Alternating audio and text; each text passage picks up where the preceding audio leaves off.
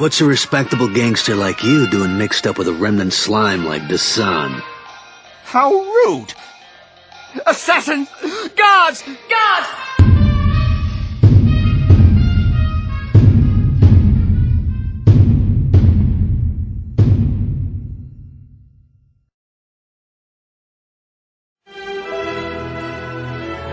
All right, say goodbye to this wretched hive of scum and villainy, and hell... What the? We're moving.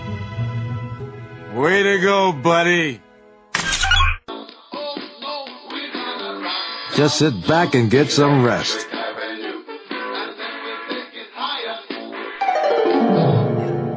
No. Kyle. Yeah. No. Kyle. Yeah. No. Kyle. Yeah. No. Kyle. Yeah. No. You okay? Yeah. I'll be fine. Good. While you were sleeping, What? Right, I'm sorry, Kyle. Oh, no. Kyle, are you okay?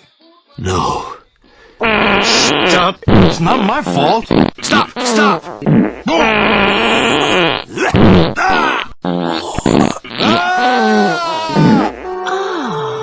The prodigal Jedi.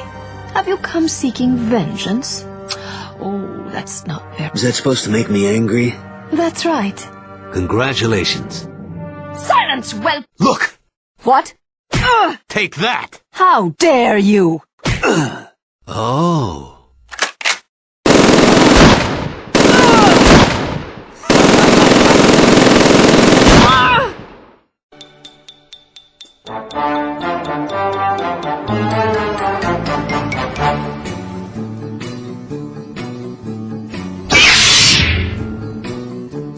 What the?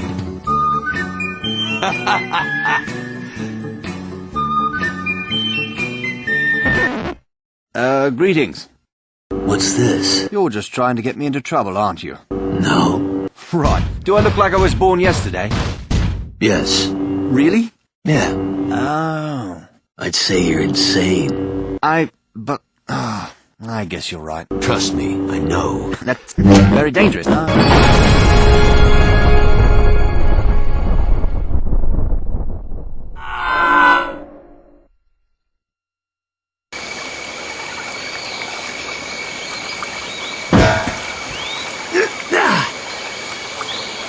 I think I'd be more useful in the air. I'll go to the hangar and... Jan? What?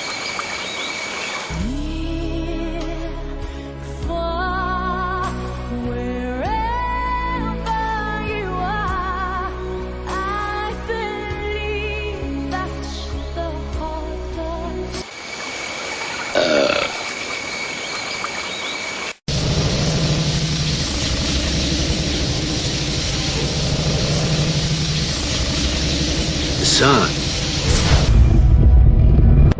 Well, imagine you coming back.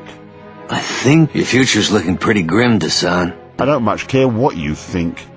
I'll destroy you. Oh, well, I wouldn't want that now, would I? No. Get lost, Spacer. Go drown in a drink like every other failure. I'd love to. You coming? All right, then, make it quick.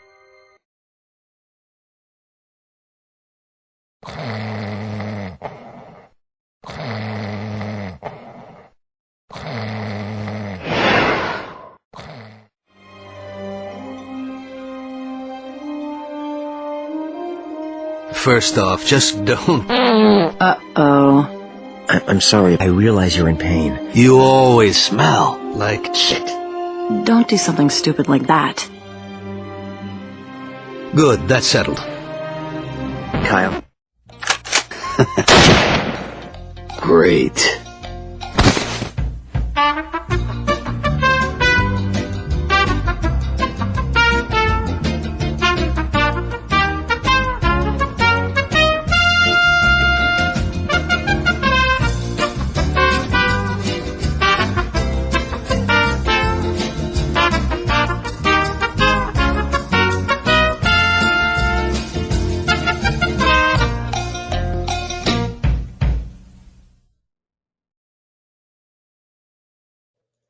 All right, good evening, everybody. Welcome to another episode of Saturday Night Sith. And that was, yet again, now the final episode of Jedi Outcast re-edited, and next week we'll be going into Jedi Academy, and I'll finally be able to say that without messing it up too bad. Good evening, Jay Hitmanster. How are you doing today? Good evening, Fractured Filter. Good evening, everybody. I keep saying this. I'll just keep saying it again. I mean, those clips are like fine wine, and they get better in age. And I'm just really sad that they are now coming to an end because they're very enjoyable. Well, we got some more, but just from the sequel for Jedi Academy. Well, so I'm very excited. There's no shortage, thankfully, just yet. Although I like it is, yeah, I'll be sad too when I no longer have those to play because they are great, and if only that battle with Desan ended so easily. Oh yes, spent many a night trying to beat Desan. I remember just getting yelled at by my parents because I would be yelling obscenities when I would die and get scolded for that. So well, and that was the thing with the old Outcast and Academy games was that saber combat. It all it took was that one wrong swipe, and man, you got taken out fast, very fast. None of the button mashing combo hits with the Jedi Fallen Order or Force Unleashed. It was just that's where I think it was Ravensoft that did those games. Man, they put together quite the choice saber combat that has not been topped, and it's sad to say.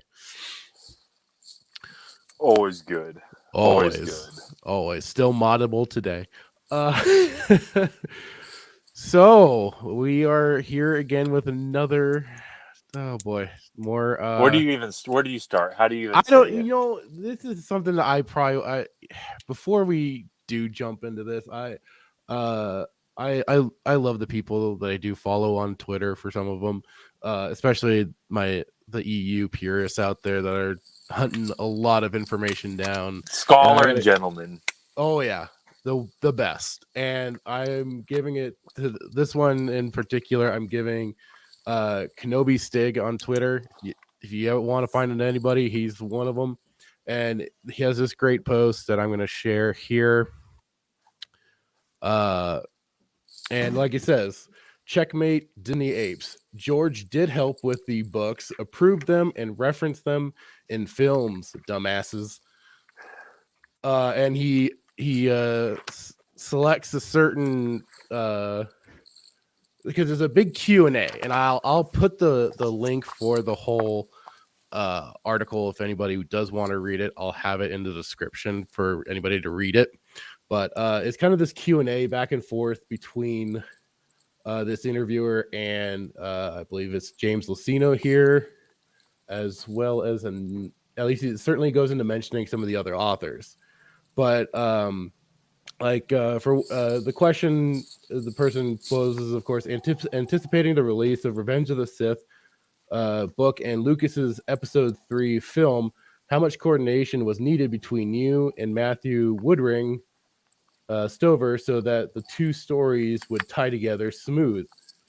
And the answer is, Matt and I spent 2 days at Skywalker Ranch discussing the script with Shelley Shapiro, our editor at Del Rey, and with Sue Rostani and Howard Rothman, who write herd on Lucas licensing publishing projects.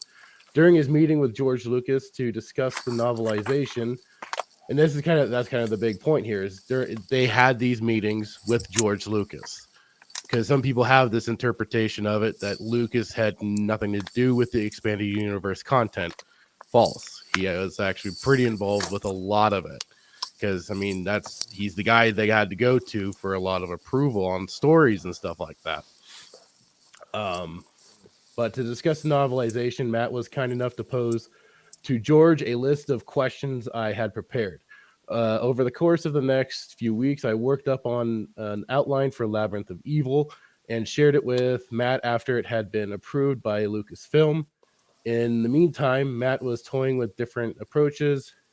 He wished to take in adapting the script as a novel and kept me updated on his progress.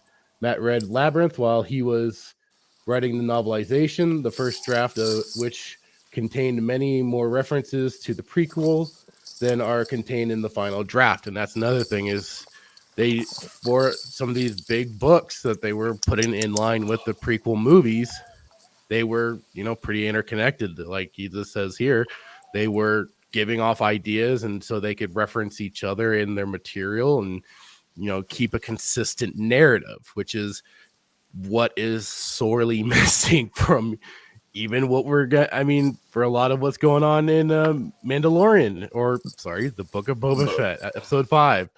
Not a lot of consistency is being maintained, and we've been bringing this up with each of our reviews on this, talking about it, is that there's not that same level of consistency there.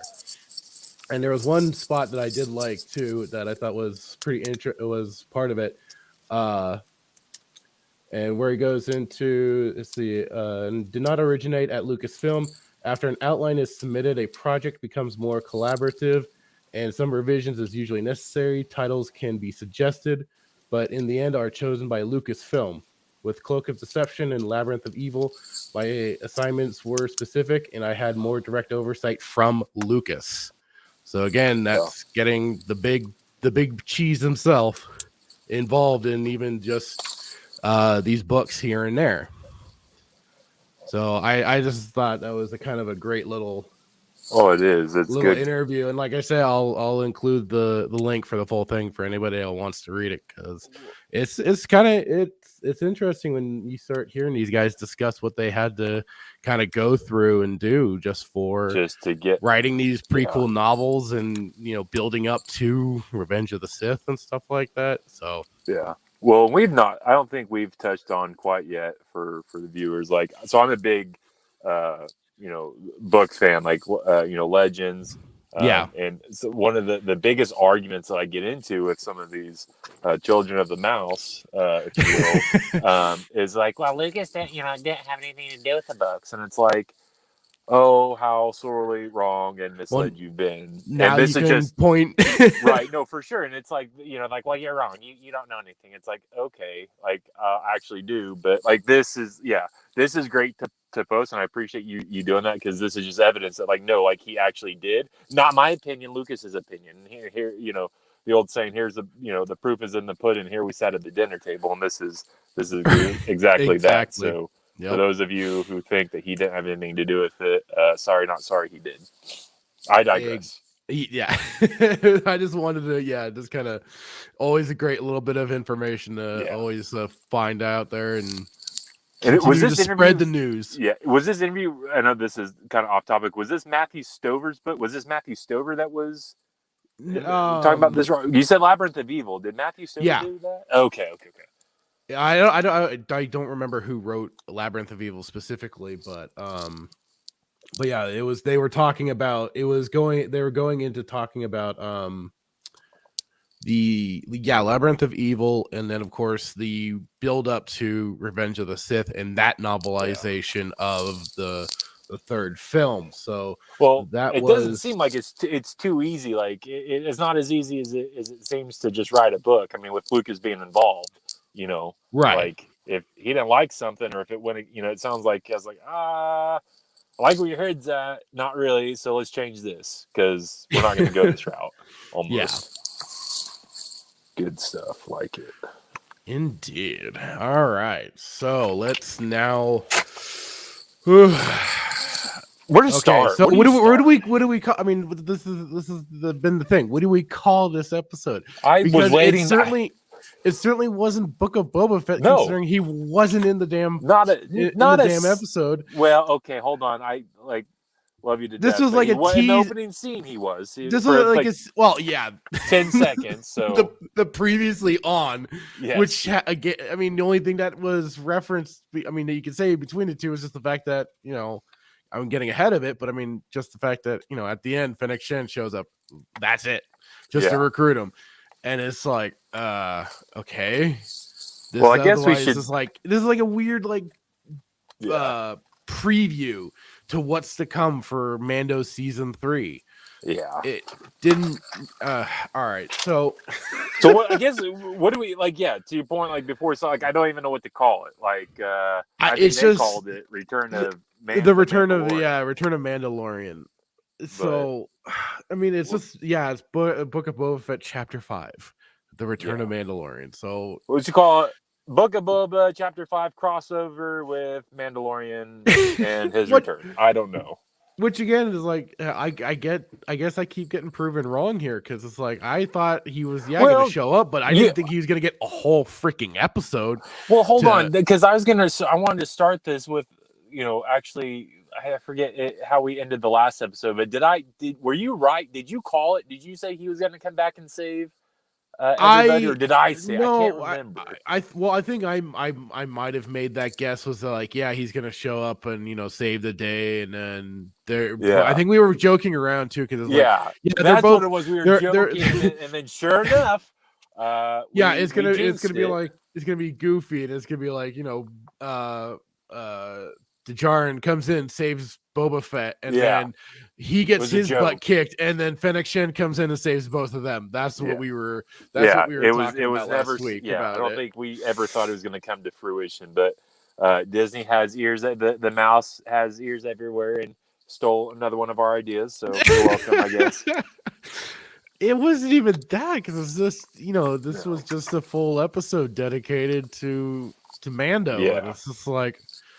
Again, it's for a supposed series, as far as I know, this has a 7-episode run, and this is going to be it. We haven't heard of this being like, this is season 1. It's just been, this is the Book of Boba Fett. Yeah, well, I would assume that it's going to be, the 8 episodes or 7 episodes, and here we are at 5. So you literally have another 3 episodes that, oh God, if it's 2 episodes that are 2 episodes.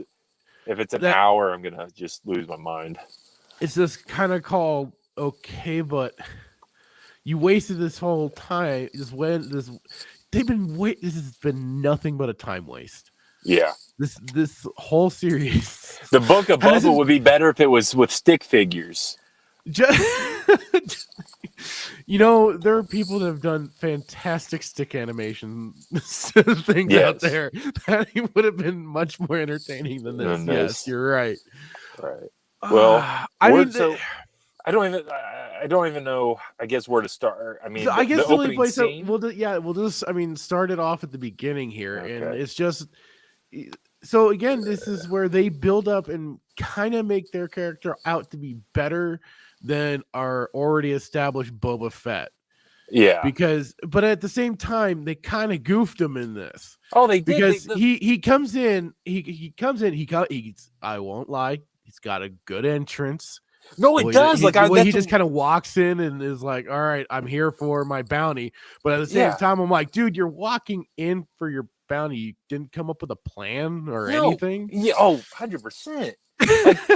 Here I am. Like, this is what so watching it, I'm like, I was excited. I was, and I can't even believe I'm saying this, but you got the Rocky Balboa meat locker. Cut. Okay. You know what? To me, I don't know. Maybe this is just my thinking here, but meat locker, the whole meat locker just felt out of. I'm saying this out of place. Like, to me, I don't know. It felt like so common of a place, and I guess it could be good. But I'm just like, this feels. This feels so out of place. Like, this is like a regular meat locker on Earth or something. Yes, this isn't a Star Wars meat locker. Like, where's the Bantha head or something? This is what it is. This is Rocky Balboa meets Godfather meets Star Wars. You got Dogface Man running a racketeering ring in the meat locker. Oh God! And then and then here's the thing. So yeah, I wrote Rocky Balboa meat locker cut with alien butchers. Mando appears behind air curtains. They have USDA approved air curtains and Star Wars. And then it was so goofy. It's just I'm like, those are, and I only for any of those, you go to a grocery store, you could pop in and say, like, these are legit air curtains that keep the cold. It's just almost ridiculous. But then the dialogue between him and KB. I'm calling him KB because I think it was like Kilias, but whatever his name was, I don't know. But I don't know either. So yeah, to your point, he goes in and talks to the guy, and then he goes and talks to the guy, and then because he's like, okay, I have the goofy fob thing that magically detects magically detects you, and then I also have your freaking holo right here. So stop messing with me, and let's just get this over with. Yeah. And again, I swear they need. If he was taken in by Death Watch and he was never given any level of training to, I don't know, avoid blaster fire. I know he has the Beskar armor and everything. The best of the best. And it can deflect blaster bolts, but this is like, dude, at least kind of dodge out of the way instead of just tanking all the shots like that. Dude, he got pelted, but yeah, so it's just like I said, like that was kind of my problem when he got the Beskar armor, was like it kind of reduced any threat level geared towards him. Yeah, because it's just like, oh, bling bling bling bling. Yeah, like the shots invincibility type. Almost, yeah. He's got his little cheat code on, but it's called Beskar armor, and it's the bestest ever. So I don't have to worry about getting, shot to holy hell. Except he does have to apparently worry about his own dumbass cutting himself with a Darksaber. So, okay, can we just back up for a couple seconds? He talks to the KB, and then Dogman bites his hand and drops his blaster. He drops the blaster, and then this kerfuffle ensues, and then to your point, right. Mando, he gets pelted by blaster fire, and then breaks out his lovely Darksaber. Yeah. And so now this is kind of the confusing thing, because he seems to be having issues actually holding it and everything. Yes. That's the whole point. Okay, you recently watched season 2 of Mando. I did. Did Moff Gideon ever have any trouble wielding this stupid thing? No. So I don't remember. I'm just kind of like, where is this coming from? I don't know. And so it's interesting. It's very, this is why I love how it just organically flows. But I had wrote in my notes, Mando seems to be struggling with the Darksaber. And then, like I said, he cuts himself, or does the Darksaber cut Mando? I kind of said, I made the point of, he still has the Darksaber.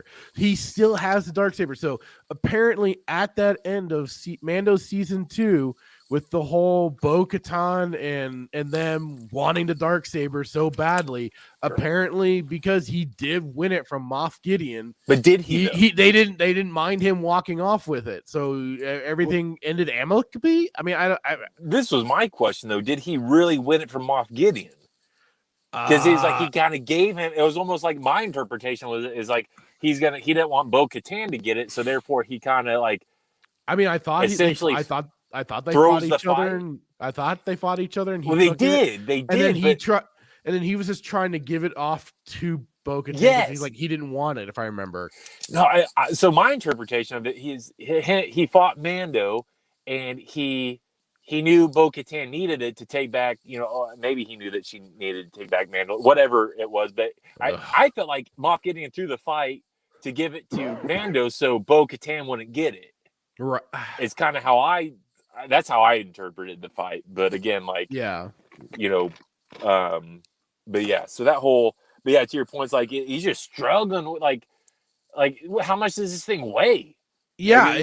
There seems to be like a weird, so we might be, but I mean, that gets, this is good basically stuff, later, because, I get, supposedly there's some sort of mental component going on with the usage of the Darksaber, that he has to try and kind of become one with the Darksaber or something like that.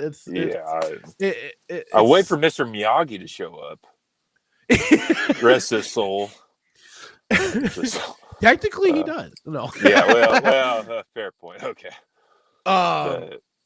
No, I'm just. I just don't. I mean, I saw around that there was a clip of Sabine Wren having some weight issue in one of the Rebels episodes, but it's been forever since I've watched that. See, I goofy didn't watch freaking Rebels. show. I refuse to. I don't blame you, but you watched Bad Batch though. I'm surprised Okay, you let's watched just that. put me on blast in front of everybody. Yes, I did watch the Bad Batch. Okay, it was for research purposes. Thank you very much. Oh, I didn't think it was gonna be any kind of secret. I figured we'd probably end up talking No, about that, no, it's that not. shit I show know. at I some actually I point. did. So I watched Clone Wars and I watched Bad Batch, but I did not watch Rebels. And I will say this: I did not watch Rebels because Thrawn is one of my favorite characters in Oh canon. God! And Oh God! yes, Yeah, until like they portrayed okay, you don't need to say anymore. I remember now. this conversation. Yes, the long conversations we've had about the character assassination of oh, Thrawn and Rebels. 100%. At its Okay, best.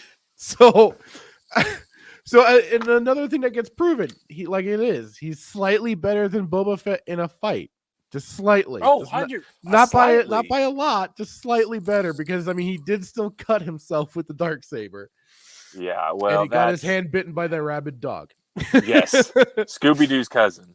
Yeah, Oh, but God, yeah. I mean, it was at least I hate to say it, it was at least a cool moment that he gets he gets that big bastard on the table, gets out the Darksaber and cuts him right in half. I mean, But this is so interesting. This is very interesting because so I just want to touch on this real quick. The style of fighting in this episode is the fighting that you would see in The Mandalorian, not in Boba. Boba fights are him kissing people and helping old ladies cross the street and just getting, it's just a different type. I was surprised to see this fighting within the actual Book of Boba Fett. This is what we're supposed to be seeing from Boba Fett. This is a type of fighting. Yes, let's go. Cut him in half. Let's see the blood.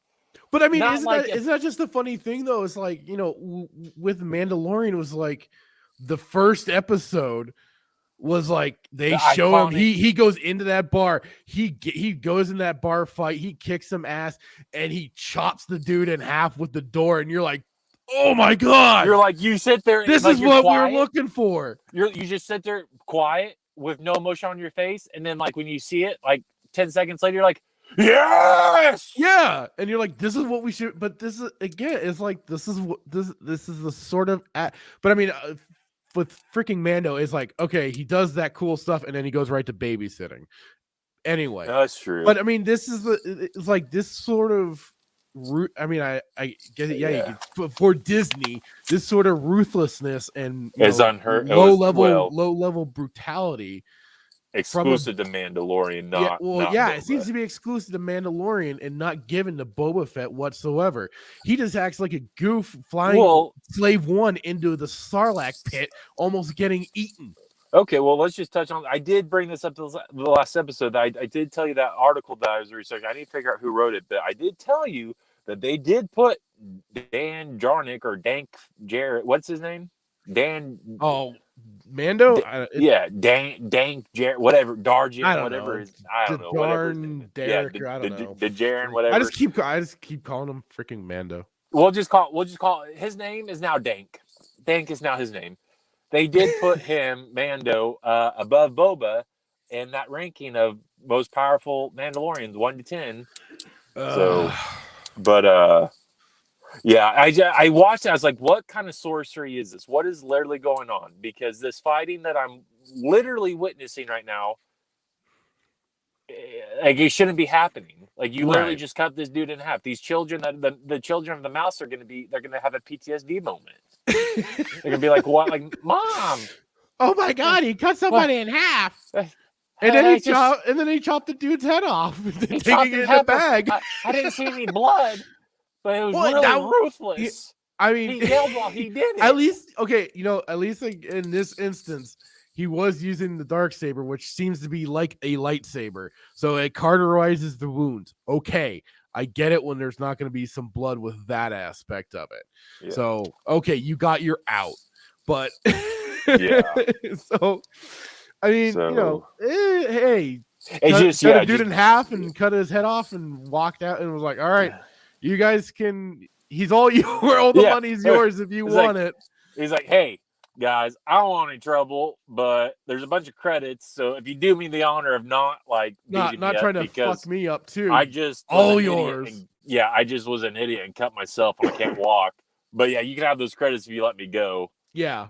And then they're like, okay, Sure. we want the sure. All right, yeah, we want the money. Yeah. And so then it limps off. But and then that brings us to. So did you like the Halo looking oh my ring? goodness! Okay. I am so pumped up right now because I literally in my notes I said Mando travels to Halo rings. Right. I was like, I kind of looked at it as like, because my brain for some reason, even though it looks like the Halo ring. my industrialized version. Yeah, part of my brain also was like, oh, it kind of looks like the Gundam colonies from the old Gundam anime. For those of you, please, I hope there are some listeners and followers that do know Gundam, and if you don't, then but it's like it was the Halo ring. It's basically, it's not unheard of for sci-fi things to have that kind of weird. Oh, come on! This looks almost but identical. Like, I'm a huge Halo guy, and so watching this, I was like, did they literally steal? Because Halo just came out, the new one. It was Infinite, but the timing was awfully fortuitous for I was like, highly sus. This was highly sus. Like, you telling me you can't come up with a better planet, so you have to like literally Halo, like literally identical. No, you're not. An industrialized version of Halo. You're not wrong, sir. You're not bastards. Sorry for those of you. No, we'll bleep it out. Usually I don't. It's staying the way it is. I don't. I just literally you. This is already. I already basically put this out as gonna have expletives. I'm already saying. Yeah, I'm just like, you bastards. Yep, every one of you. So then he's just he's limping around the city. He has the little funny thing in the elevator with the elevator. He's like, the guy. The alien kind of looks at him, then looks away, and then he meets into the whole getting his information that he was looking for. Yeah. Which again, he refused to go to the dinner party. He wanted nothing to do. Yeah, he didn't want to. He didn't want to hang out with the dinner party. I would have stayed. I would have ate all the food. I mean, I hate saying this continually, but it's just like him walking through that cantina. I'm just like, this doesn't feel like a Star Wars cantina. No, it just kind of felt like a typical like nightclub sort of thing. Nightclub, kind of like. Well, okay. This shouldn't be surprising. Where's the Bith musicians? Come on, man. Yeah. But this shouldn't be too surprising because remember chapter 4 where Boba, is carrying Finnick into the tattoo parlor mod hospital. Tattoo mod parlor. Yeah, that literally looked every bit. I mean, it was identical to a freaking tattoo parlor. So this shouldn't be surprising that the bar or the club looks legit like a nightclub. So and then he's turning on, like, he's got his turns on whatever infrared. I don't know what type of vision he has, but searching for the Mandalorian markings and all this kind of stuff, like the hidden markings, trying to find, I guess, I don't know. I think he was just trying to find the location of the armor and the other homeboy. I forgot the Paz Vizsla Mando. Yeah, Paz Vizsla homeboy. I just call him Big Boy Mando. Yeah, Big Boy Mando. Yeah, it reminds me of like a troll. Like he's like, he's hungry. Big old break you.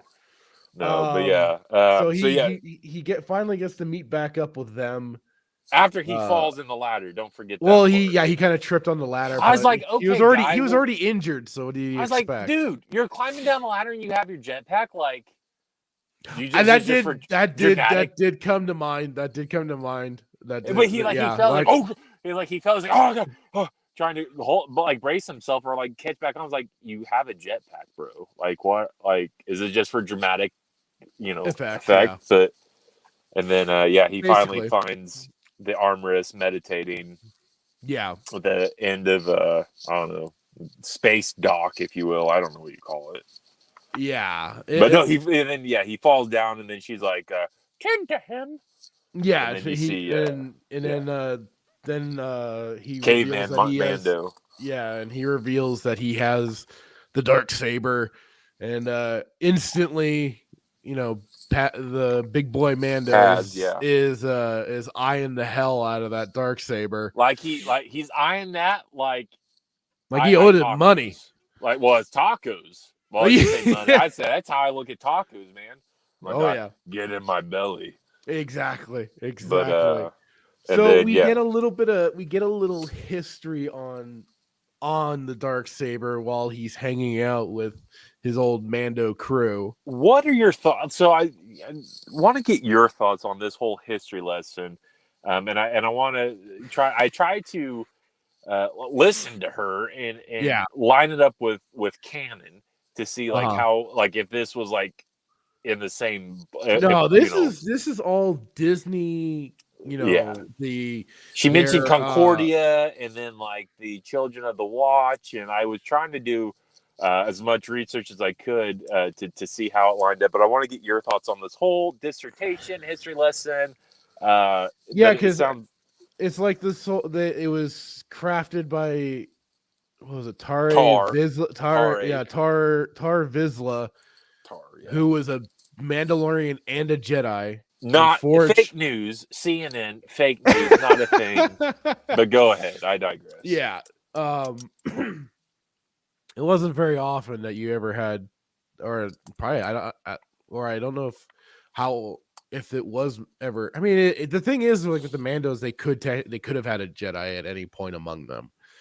It just wasn't a thing though, because there was always such animosity between Jedi and the Mandalorians. I always thought they hated each other. I mean, I don't know. I mean, I played Knights of the Old Republic, and got and then that was just more like when you start hearing Candace's stories about the Mandos and Revan.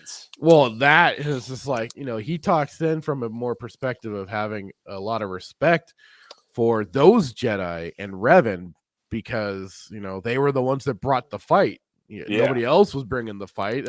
They still kind of look at all the rest of the Jedi as a bunch of pussies that were just trying to like avoid a war. Yeah. And Revan was the only one that stepped up, brought a crew, and was like, "All right, we're stopping you right where you're at." We're not, I don't like you, but I respect the fact that you had the balls to come to our house, and then Revan himself goes head to head with Mandalore of that crew, takes his helmet, and is like, "You guys won't be getting this back anytime soon because I had to pacify you lot somehow." And if it's by taking your leader's helmet, so be it. He basically took their lunch and their lunch money and ate their lunch, basically. But no, this is all new history. This is all for their High Republic crap that they're putting out there, which we should get into that. I think that'd just be a fun, and by fun I mean just it'll be interesting. We should see, put in the comments to see if we should do that. I mean, because I'm guessing that's where some of this is supposed to be partly filled in. Yeah, none of this history made any sense. And again, I know that there's a lot of guys out there that are more knowledgeable about EU, but to me, none of this rang a bell. Like this was all, like I said, this was all new stuff, and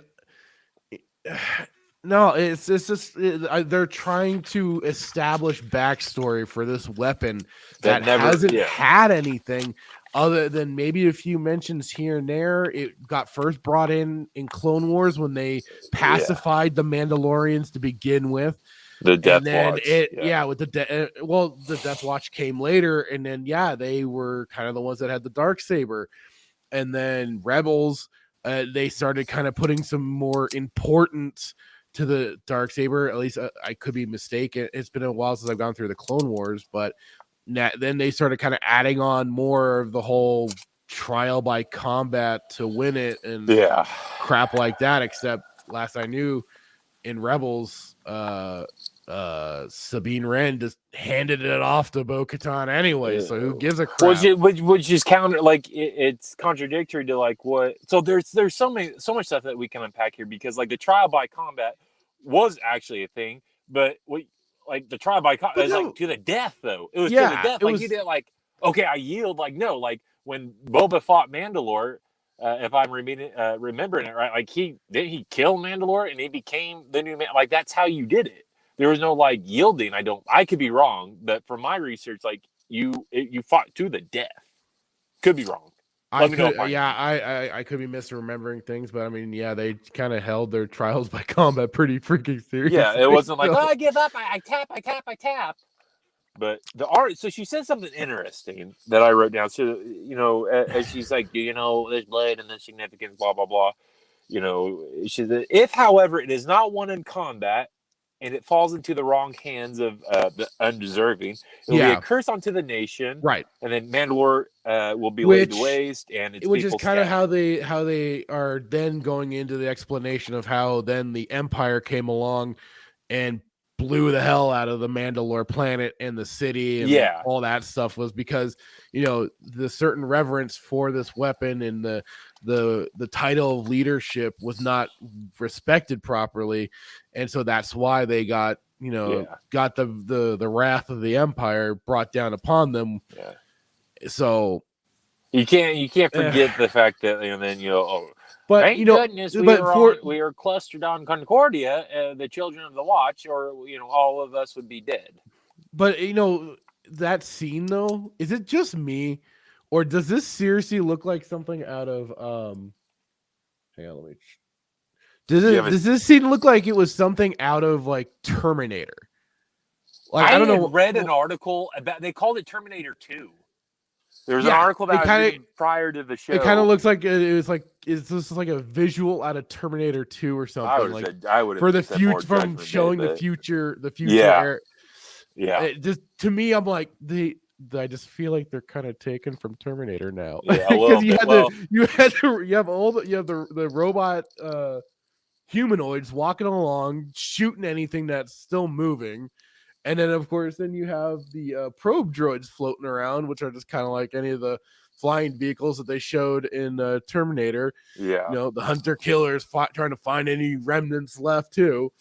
I don't know. Just to me, that was just like, I feel like they kind of are borrowing a little bit. Robbing Peter to pay Paul. But I thought it was interesting in that scene where it's like you had like literally thousands of TIE bombers. That looked cool, though. Well, no, it did look cool, but I'm like, so this empire, the empire that has unlimited, it's just interesting. Like you have 1,000 TIE bombers, but you get beat by some jalopy X-wing. They were a plucky rebel. That's true. Band, man. They So that was probably the only cool scene when you see all like the bombings and all that. But I wrote down here, so like after she I think prior to that scene where she taught she's saying given the about the prophecy or whatever. But I wrote down Mando didn't kill Moff Gideon. No. Is that so? Does that like? No, like he explained it. He let the people that were there take him away to the New Republic for the stand trial to do trial by however they see fit to That's funny because the rebels are pacifists and don't kill anybody. So I'm just curious. They'll probably sit in jail for. Well, this is the New Republic, so they're going to be doing maybe something. Who knows? Other than sitting on their thumbs. I mean, yeah.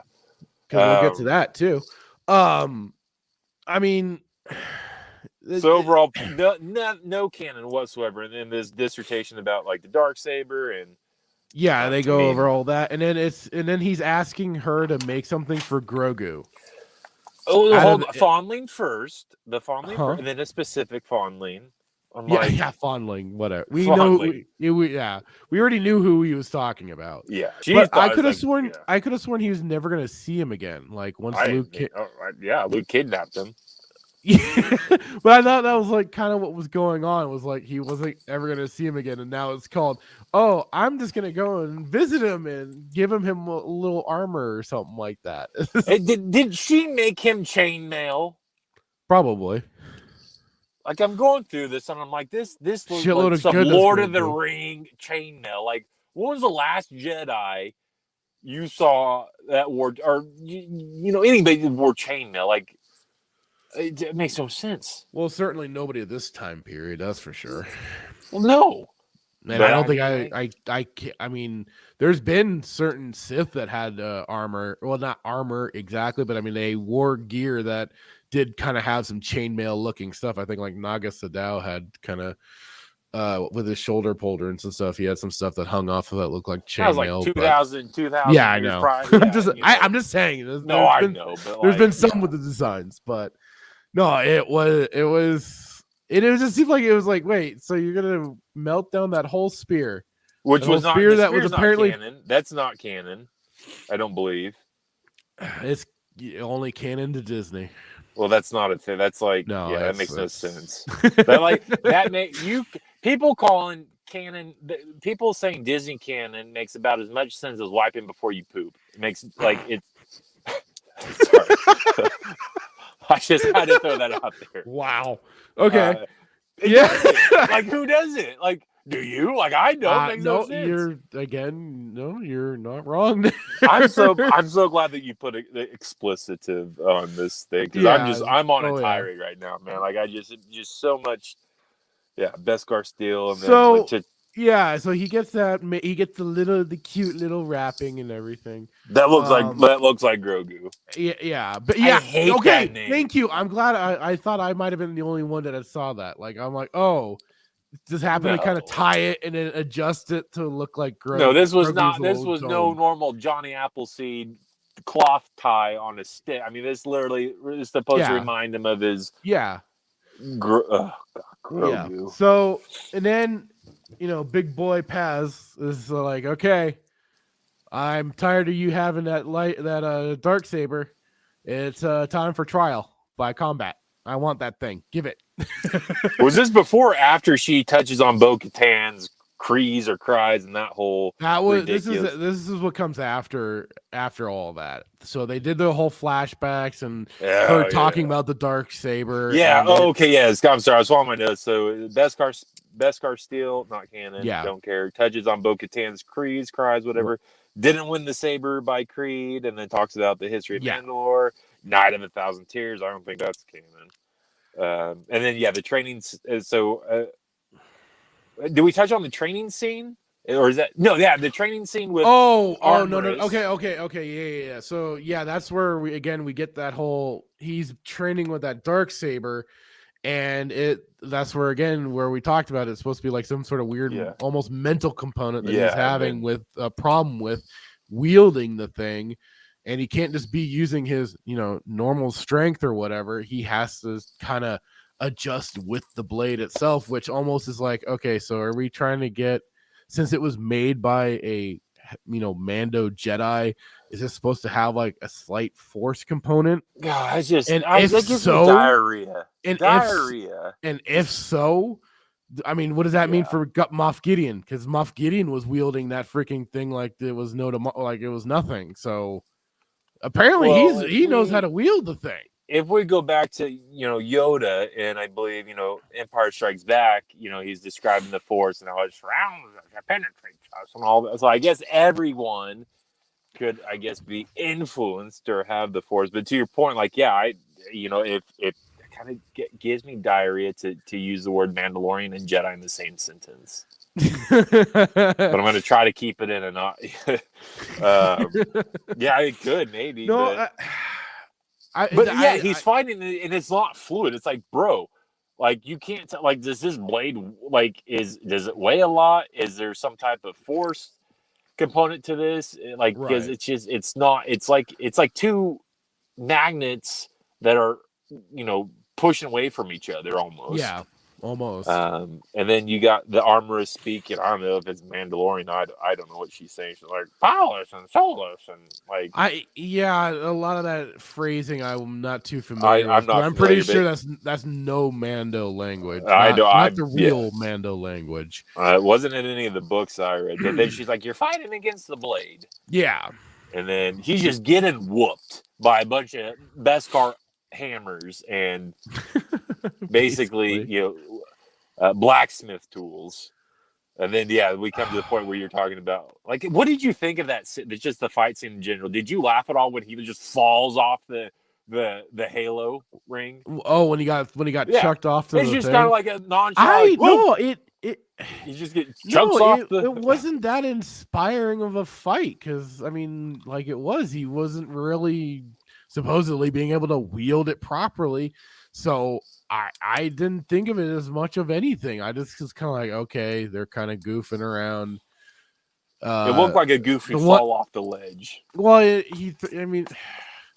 I just didn't think it was that. Their fights aren't that well choreographed. No, and I mean, I'm not expecting Revenge of the Sith, Anakin, Obi-Wan fight sort of thing here, but it's just like you could at least give us a little bit of something. Yeah, it was just kind of a scrap, and it wasn't really like a good brawl. Like I don't know, like I mean, I don't want to say it has to be like a kung fu fight choreographed or anything either. Be better though. It was just like who put this. It was almost like both of them didn't actually have their heart in it. No, I was like, who designed this fight? Even though like he did end up trying to stab the shit out of him. I mean, but even that didn't seem like it really held up anything because Mando got his blade, started stabbing him, but like there was no he ended up getting up and was like, okay, I'm cool. So let's touch. So I wanted to tell. So what do you think about his specific the fight scene between him and Armors? And I guess it wasn't an no, fight, that was just training. So what did you think about that? Because I thought the choreo that was like kind of like. Well, that was just training. That was like doing step, just kind of going through the motions of a certain.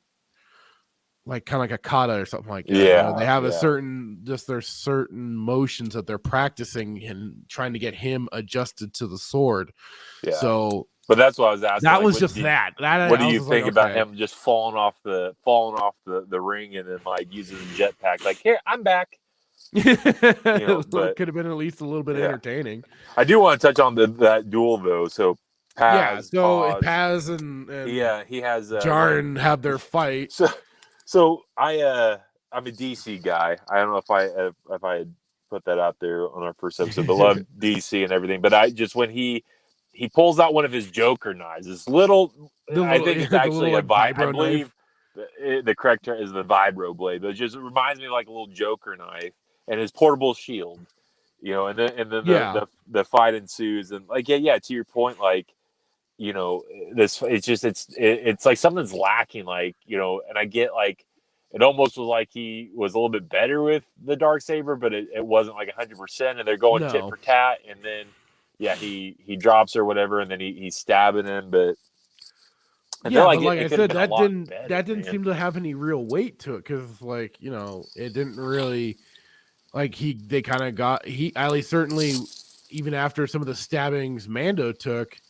He kind of just got up and, after the fight walked away, but there wasn't a lot more weight to it other than what was trying to be shown with him and the Darksaber and not being able to properly wield it.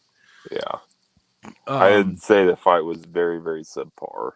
It was, barely. I mean, if you and I were fighting and I stabbed you and you stabbed, it would not be a good day.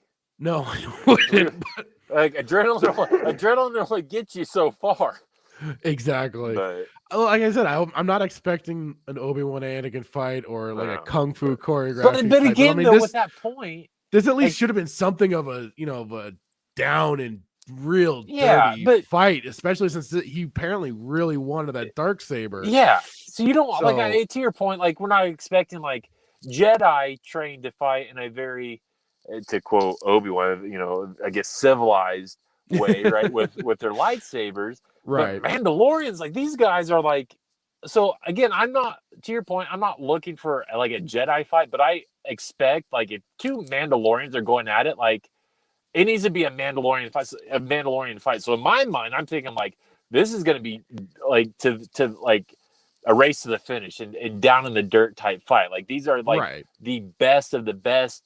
When it comes to like hand-to-hand combat and and tacticians and everything, and it was just like you know what I mean. But again, I come at it from a biased perspective because I do love like the history of the Mandalorians and know a little bit about their culture and whatnot. So, but yeah, it was like for an outside, if you and I like if people watch this and were not EU fans and true canon, they would be able to develop a perspective of like, oh, well, this is how Mandalorians fight.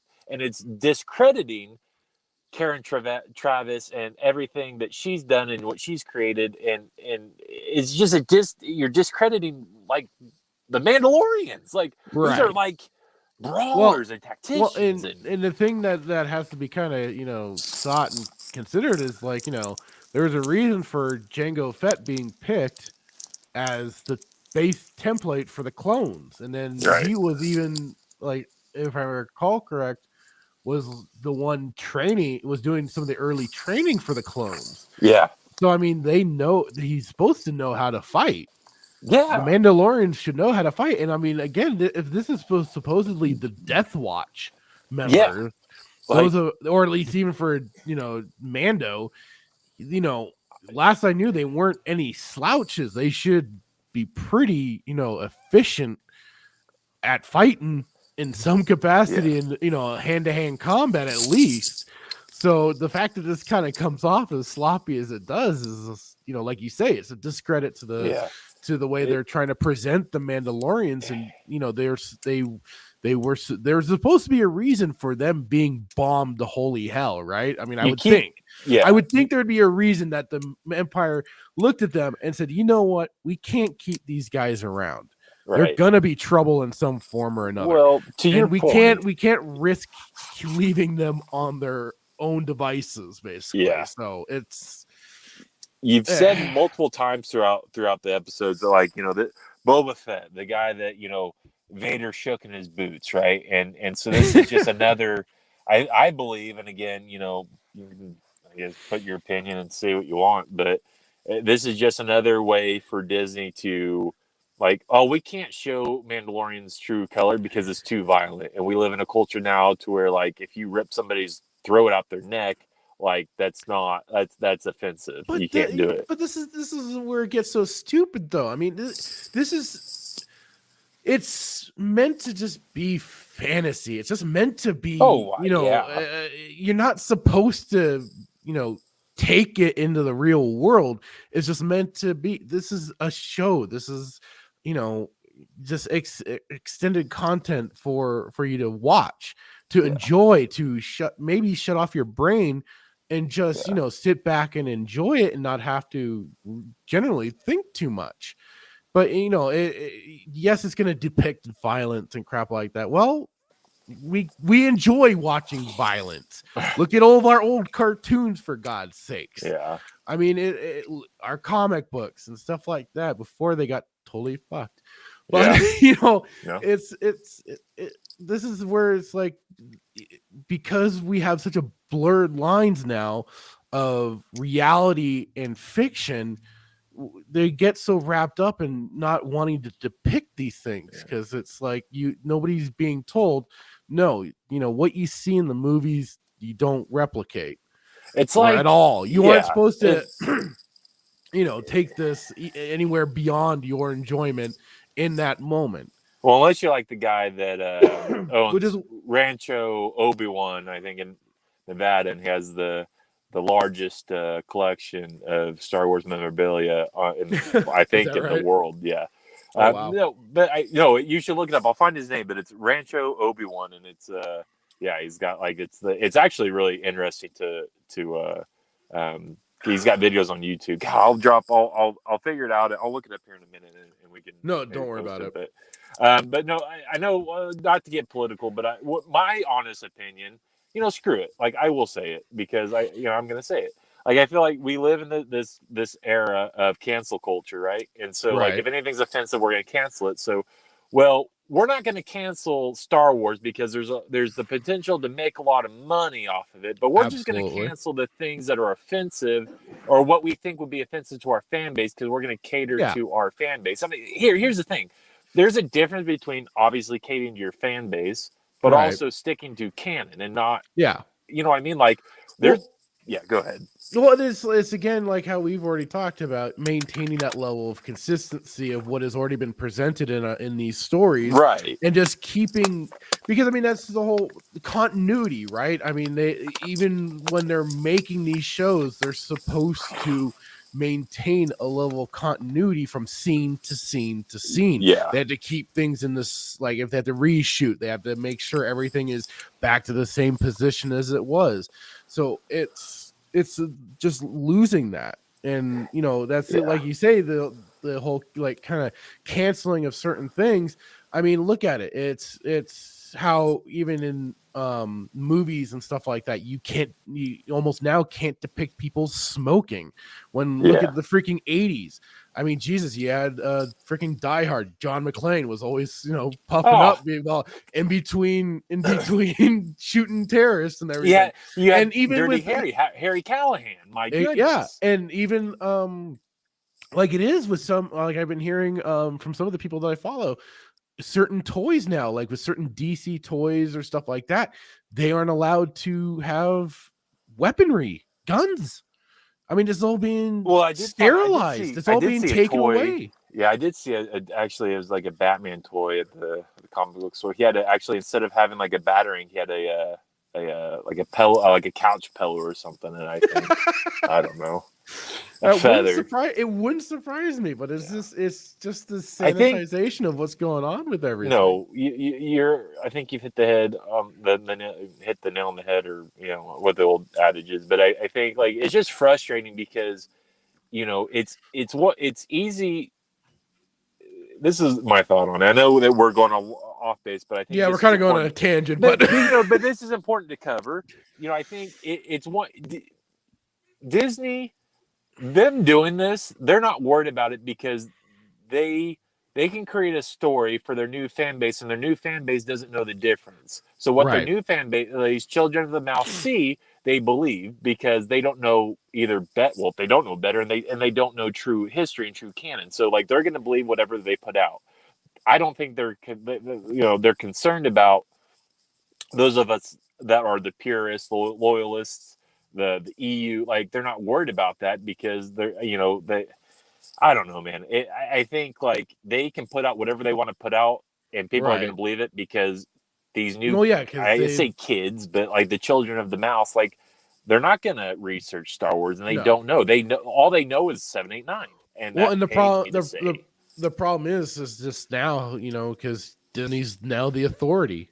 So whatever, and because they already made it so clear from the get-go, the true canon was deemed legends, so it's no longer part of the Star Wars continuity. Yeah, and now they have the mouse's continuity. So like it is. It's just the unfortunate thing is that they are considered the authority, and anything else to them, to like you say, the children of the mouse, it doesn't matter.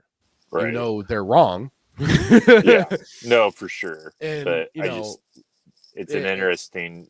It's just to think about, like, they're not worried about us, but no, well, whatever they put out is that authoritative totalitarian type mentality. Right. Like, we're good. So, but went off on a tangent there. But where are we at? Okay, so this was what I thought was kind of, it just felt again kind of random that after the little fight when Mando has the knife to Big Boy.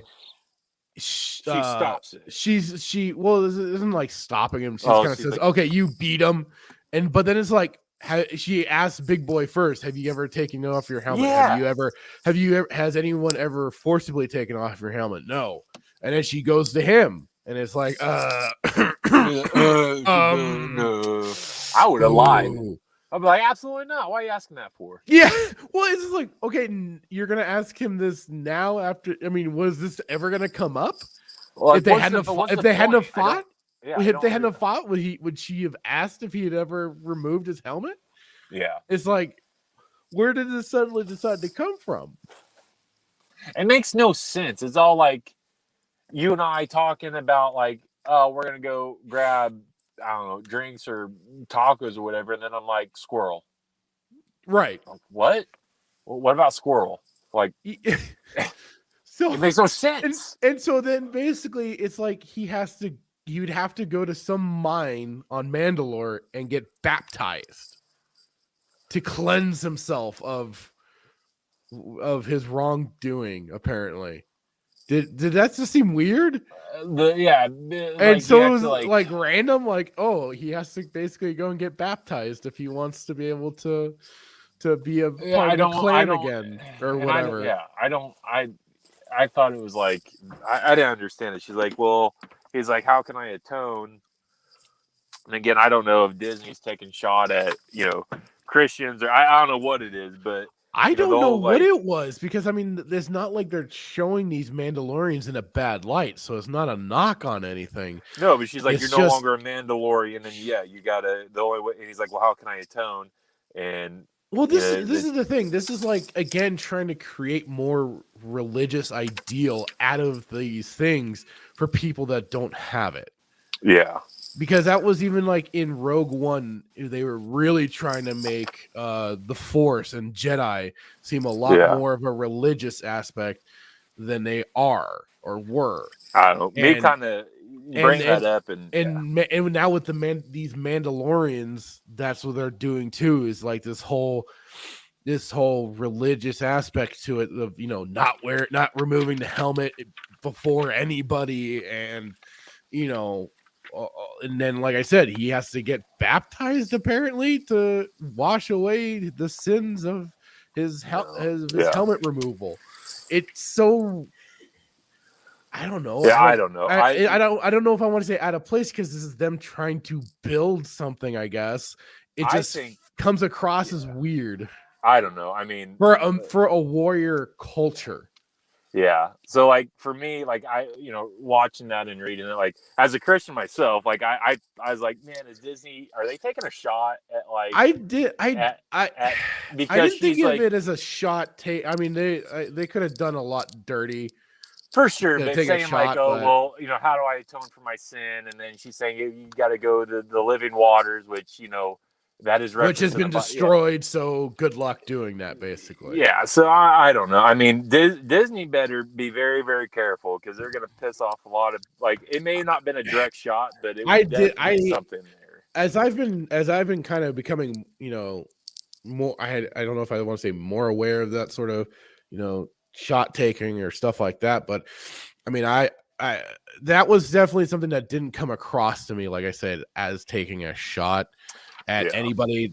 It was them trying to, again, establish more background for these this small collective of Mandos that we got introduced to in seasons 1 and 2 of Mandalorian, or season 1 of Mandalorian, I should say, because they, as far as if I recall right, they didn't even pop up in season 2. So it's just their own lore building, but it's what perplexed me is that he's so concerned. Oh, how do I atone, or what do I need to do, and all this and that. And then she tells him about going to the mines on Mandalore, and he's like, it was destroyed, blah blah blah. But then it's like, well, and we'll get to it later. But it's like, well, we'll wait. So we're gonna build up. We're gonna leave it this role for now. Like, he's so concerned about how to like get back to being a Mandalorian, and then well, at the end, because we'll touch on it. But then I do want to touch on it, but it'll make more sense at the end. But then, so he, I think we're at. So once that's done with, I've never heard of this creed. This is all, like I said, again, this is all new. Yeah. He leaves the Halo. He leaves the Halo and gets stopped by TSA.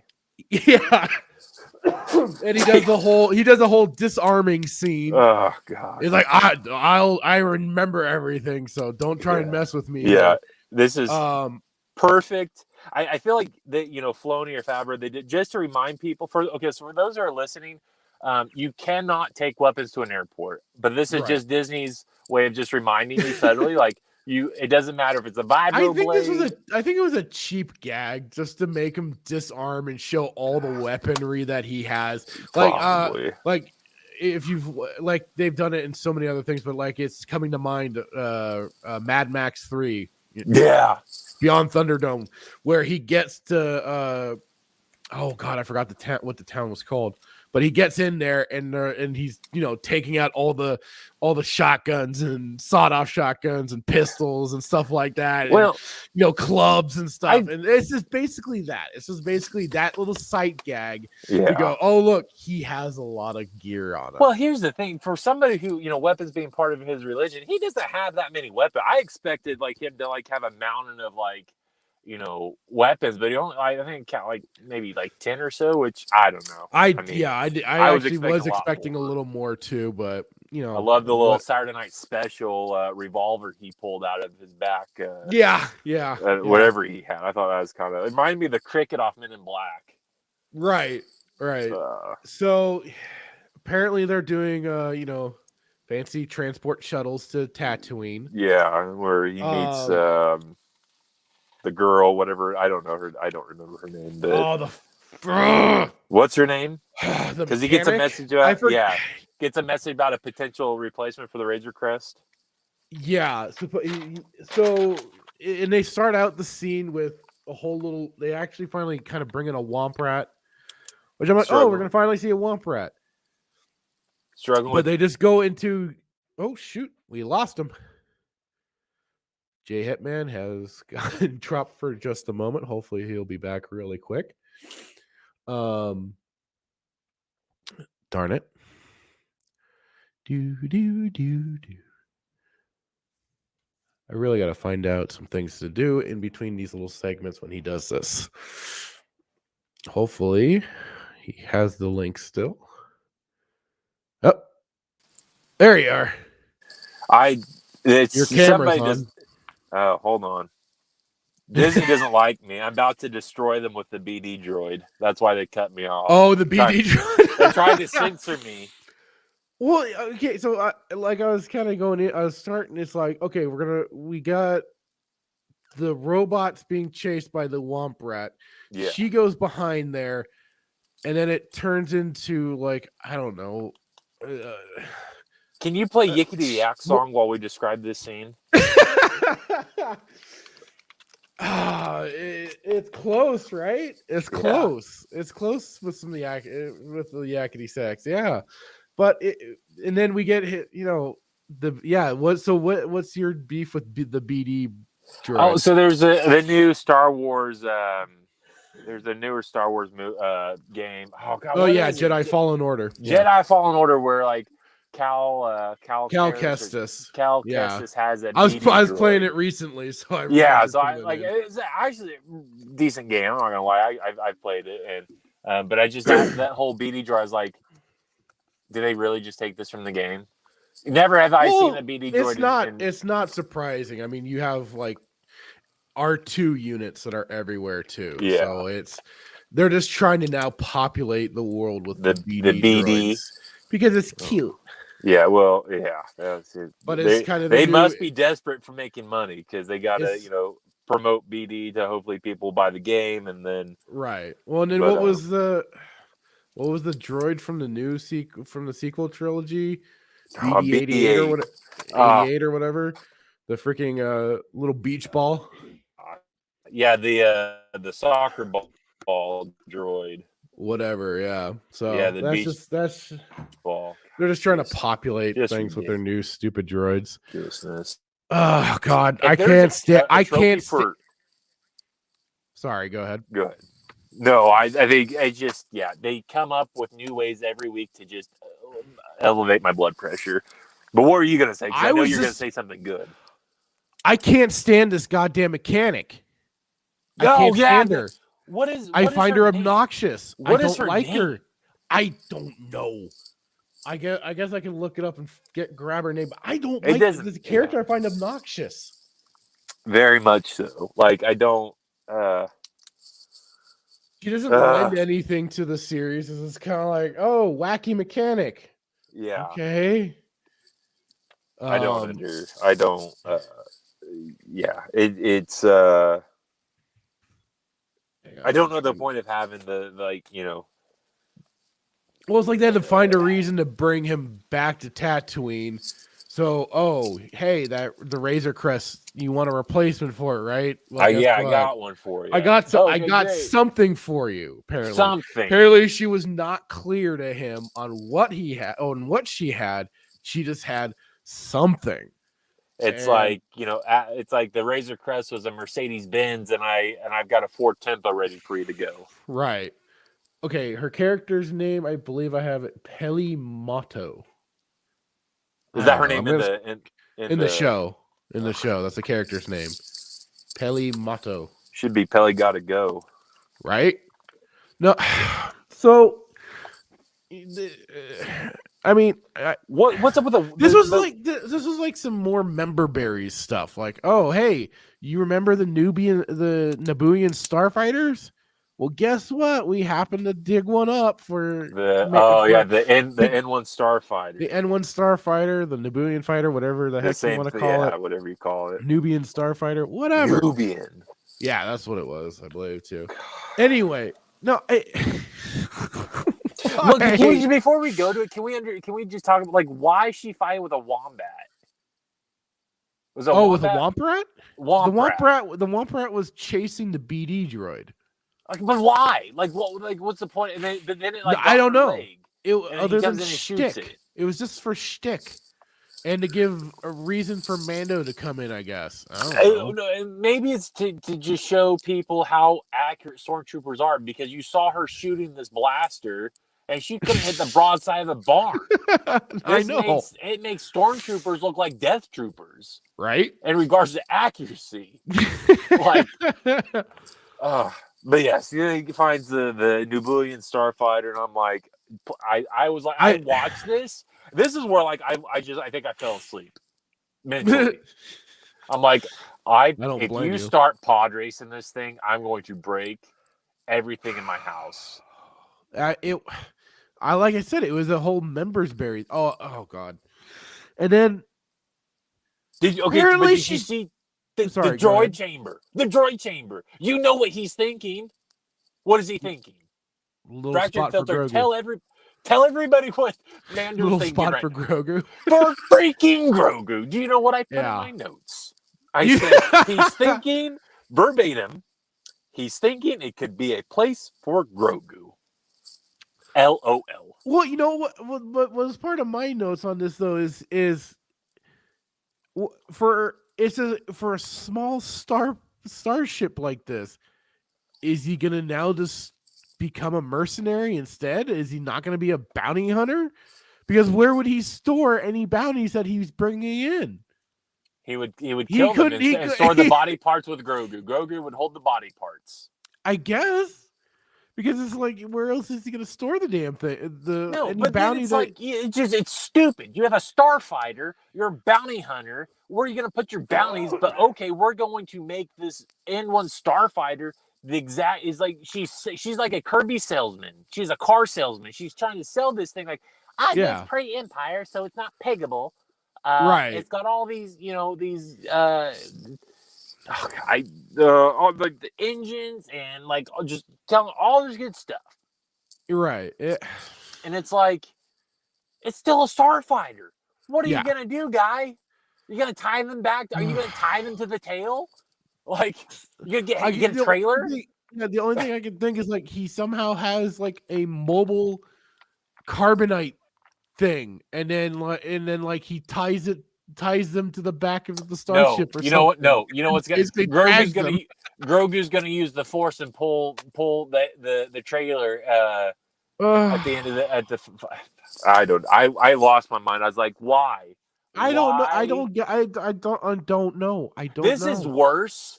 This is worse than the Power Ranger episode.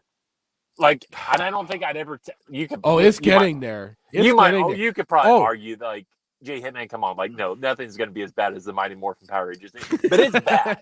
It was pretty bad. No, what gets even worse? What gets even bloody worse is her talking about dating the freaking Jawas. She did date a Jawa. She said she did. She did. How? Like, and their hair. If you didn't know, they're hairy everywhere. I even put since freaking when are Jawas hairy? Well, I've never known that. She does. But So I think one of my notes was what was it? Hang on, where was it? Oh yeah, claims she dated a Jawa. Ew. Yeah.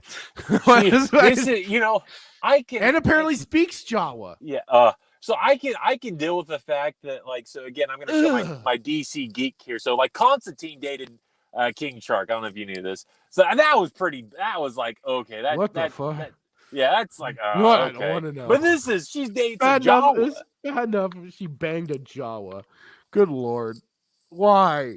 And then she speaks it. Gross little. And she speaks it. Oh.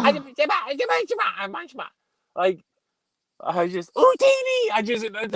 That's the thing as I was watching this. When she openly talked about dating a Jawa, I wanted him to Utini my brains out because good Lord. Oh. She was like Utini. I'm like, I was like, she's already a creature herself. Bad enough, then she puts the combination of her dating a Jawa. Good Lord. I could just imagine you watching this. You're like, Utini, give me a martini. So I can get through this. If there's something that's gonna get me to start drinking, good Lord, it probably would have been her dating a Jawa. Yeah, I was like, why? This is just Marvel type humor. Yeah, dating Jawa. Yes, they're pretty hairy. Basically, it is basically Marvel tier humor. That's basically what it is. Which is more of that. We could do a whole episode on this mechanic and her relationship. I would with rather Jawas. not. I would rather not. People might like bad it. Enough.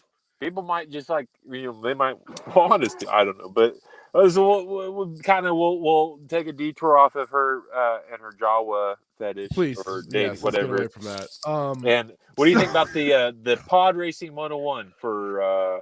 Like I said, this was like a moment of I said more member berries as he goes through Beggar's Canyon in the Speedway from episode 1. Yeah. That was basically what that was all meant to. I mean, we had the Starfighter, and then he goes through Beggar's Canyon, the exact same scenery as Tatooine hasn't changed at all. Hasn't changed one iota. Anakin was a fondling to when Jabba got choked out, and when Boba went to go try to get his armor back. Hasn't changed a single bit. All damn same. You'd think something would change after 60 years. I was waiting for the Sand People to be up in the hills and take a shot at him, just like they did in episode That would have 1. been more. That would have been more. Amusing than watching just this pod racing. His basic pod racing scene. And then he goes up into space. He sees the little Rhodian kid. And then we get to the incompetent Republic. Okay. This is my notes, and we'll see if anybody gets a laugh out of this. But I said gets pulled over by the state troopers of the Republic. Right. And I used the term state trooper. Yeah. Well, I said, New Republic officers show why it's bunk, as Mando did run into the old star pilot that looks like Mr. Miyagi. Yeah. Tell me I'm wrong. You're that star pilot, that right. old dude. And this is again, and I was saying this to somebody today. No, yesterday. This is again part of the problem that goes on with freaking Filoni, because he loves keeping all of his characters around, and again bringing in this. I don't recall the character's name for this New Republic star pilot. Oh, the state trooper, yeah, the state trooper, the old dude. But it's again making the Star Wars galaxy feel so tiny. Because it's like, Mando happens to run into this guy multiple times. At least Filoni didn't put himself in the show again like he did last time. But this is how stupid that this scene is. He's asking, your voice sounds familiar. Like, you idiot, you can see inside his cockpit. And you see his helmet. You shyster. Kind of looks the same, right? Like, do you think that there's just another guy with the exact same helmet? You silly bastard! Like, and I said this to my brother earlier. Is it any wonder that what is it? New Order, First Order, comes back the way they do. The freaking New Republic officers are freaking lazier than even our own cops out there sometimes. Yeah, he's like, no, do you wanna fill out reports on you want to go? I mean, Like- in a sense, that you want to talk about them taking shots. I mean, there you go. Them taking shots at kind of police being lazy and not wanting to do their job. Of course you have to, man. with all this whole, I have my issues, but it's like, it's war. it's For sure. They're basically painting every single cop out there as somebody who would rather eat donuts and then do their job. Do their job. Yeah, that's 100%. Like 2 shots now in this one against the Christians, us, and then the other one against freaking cops. Like, you're doing a great job, Filoni. Not surprising, bastard. Oh God, it's like I said, it's just you're not. I mean, if you're supposed to be trying to paint the Republic, the rebellion put in charge of the galaxy again, you're not exactly doing yourself a good job of making them look like they're worth a damn. I'm gonna go back and rewatch this and see if I see any crumbs on his chest plate. Like he's just eating inside his cockpit. Like he went through a Taco Bell drive space, whatever you want to call it. Amazingly enough, I don't think I saw anything quite like that. So he was at least clean while going into the ship. But yeah, it's just like, again, this is so like, the first part, like, you could follow, but like this has no content. Like I have no idea why he goes back to Tatooine. I have no idea why they decide out of all the different ships you can do. I watched a video. There's a video on YouTube where it shows every single like starfighter, starclass, like all the. Yeah. You pick a Nabooian in one starfighter for like. What are you trying to do? That's that. Like I said, that's them doing the member berries of hey, for sure. Look, see prequel stuff, pre-Empire, Yeah, like that's all that amounted to, and then it's just.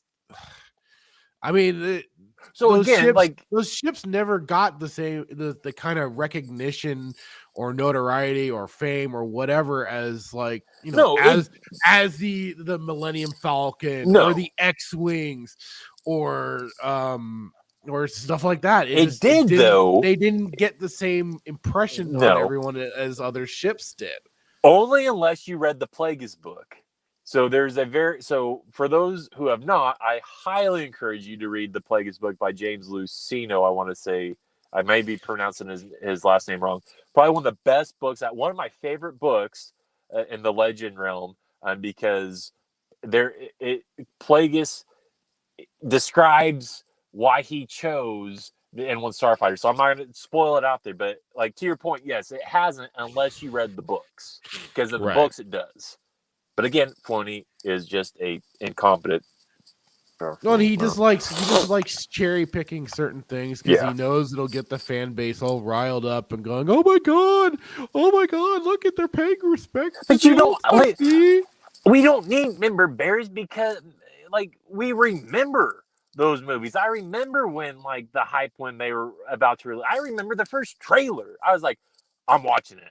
I don't care." Like, and then obviously you meet Jar Jar and you're like, "Oh god, this whole thing." But I mean, I don't get the play. I don't understand the play. I guess that's what it comes down to. I don't understand the whole play that he's trying to, get at, because like I remember the movies. I love the movies for the most part. Well, it's like going off of the casuals that aren't, still like rewatching the movies every so often. Like I mean, just like a few weeks ago, I threw back on the original trilogy and the prequel trilogy to watch again, because it's just it's good shit to watch sometimes. Dude, I agree. It's funny you bring that up. I've been on the trilogy kick. I've been on a 1, 2, and 3 kick. I've watched Empire Strikes Back like 4 times this week. Nice. No cares. No shame in my game. Like.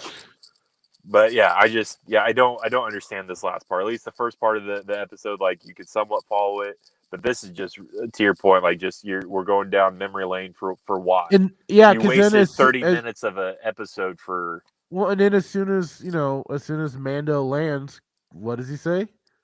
And she asks him, "So how was it?" And he's like, "Wizard." Wizard. Why? Why wizard? Again, more. Wasn't that didn't Anakin show up that? I don't at some remember. point during episode 1. I want to say. Did he? I want to say so. For I'll have to like really pay attention and when I'm rewatching it, but now I'm going he to did. too, because if he did, I'm gonna be pissed. I'm come back next Saturday, and I'm gonna be like, just livid. No, that's all. It's like that's what it boiled down to. It was like this. The tail end of this whole thing was just a bunch of member berries, just to do that, just to kind of fluff the episode. Why? Fluff it. It makes no sense. It's fluff. Like it's again to make the casuals feel like they know something, and it's just to, like I said, it's just to get that nostalgic reaction out of people. When it doesn't really have that effect on us, because like it is, we still rewatch it and we still keep it fondly in our minds. So it's like we kind of see it more as kind of some goofy pandering. Listen, this is where I'm at with it. I lost 20 plus minutes of my life for no reason. Like it does nothing. Okay, a couple questions. What does this whole scene, the last 20 minutes, what does it add to the chapter? Nothing other than him getting a new ship. Nothing. That's it. And he gets so. And I think that's where I stopped taking notes, because I was so mad. I'm like, you're like literally, it's just and one starfighter, and then you're just pod racing, right? And then he like I said, he gets out of the ship, and then he starts getting told about somebody coming and looking for him, and it's of course Fennec Shand, because that's where we left off. The Book of Boba Fett was they were going to start trying to look and recruit people. But did you catch where what? she looks at him like he's an old friend of a bygone era? I mean, I didn't quite think of it like that, but I mean, okay. She did just kind of be like, they did do the whole mission at the end of season 2, to save. Mission. And I don't know, what's the time frame that's supposed to be going on? I don't know how. Like that's the thing. I don't know, because when you watch, it was like chapter 3, I believe it was, or chapter 2. I want to say it was chapter 3. We witnessed the flash charge that went off, and then Boba goes, and that's where he was. It chapter 3, yeah, because he finds, or 4. Was it chapter 4 where he saves Fennec and takes him to the tattoo parlor? Yeah, they made it 4. That was chapter 4. So I was like, I don't know where the timing of this goes. If it's happening at the same, like, well, that was part of what I was saying, was like how they should have done the episodes first with the flashbacks, like first, and then gotten into nothing but the current timeline. But even then, from the end of season 2 of Mandalorian, when they show Boba going and killing Bib Fortuna, taking over, I don't recall the exact timeline, that if they've kind of expressed that, how long it's been of him taking over and trying to establish himself as the daimyo. And now to this point, to where they're meeting back up, because you're kind of right. She does kind of look at him like an old friend, but I mean that's like it is. They're war buddies. That would make more sense. So if they'd been together for a long time, that's why you got to establish the timeline. And I'm not able to put it together. You got me. Side note, side tirade, real quick. You mentioned Bib Fortuna. That irritated me how they like, Boba, so good to see you. And then like you return the Jedi, he gets blasted. Didn't ever talk like that. Right.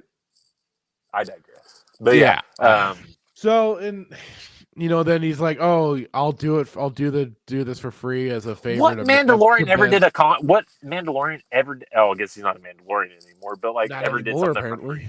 Well, that's up to them and what they decide for their own creed and stuff. I don't think Candace charged Revan anything.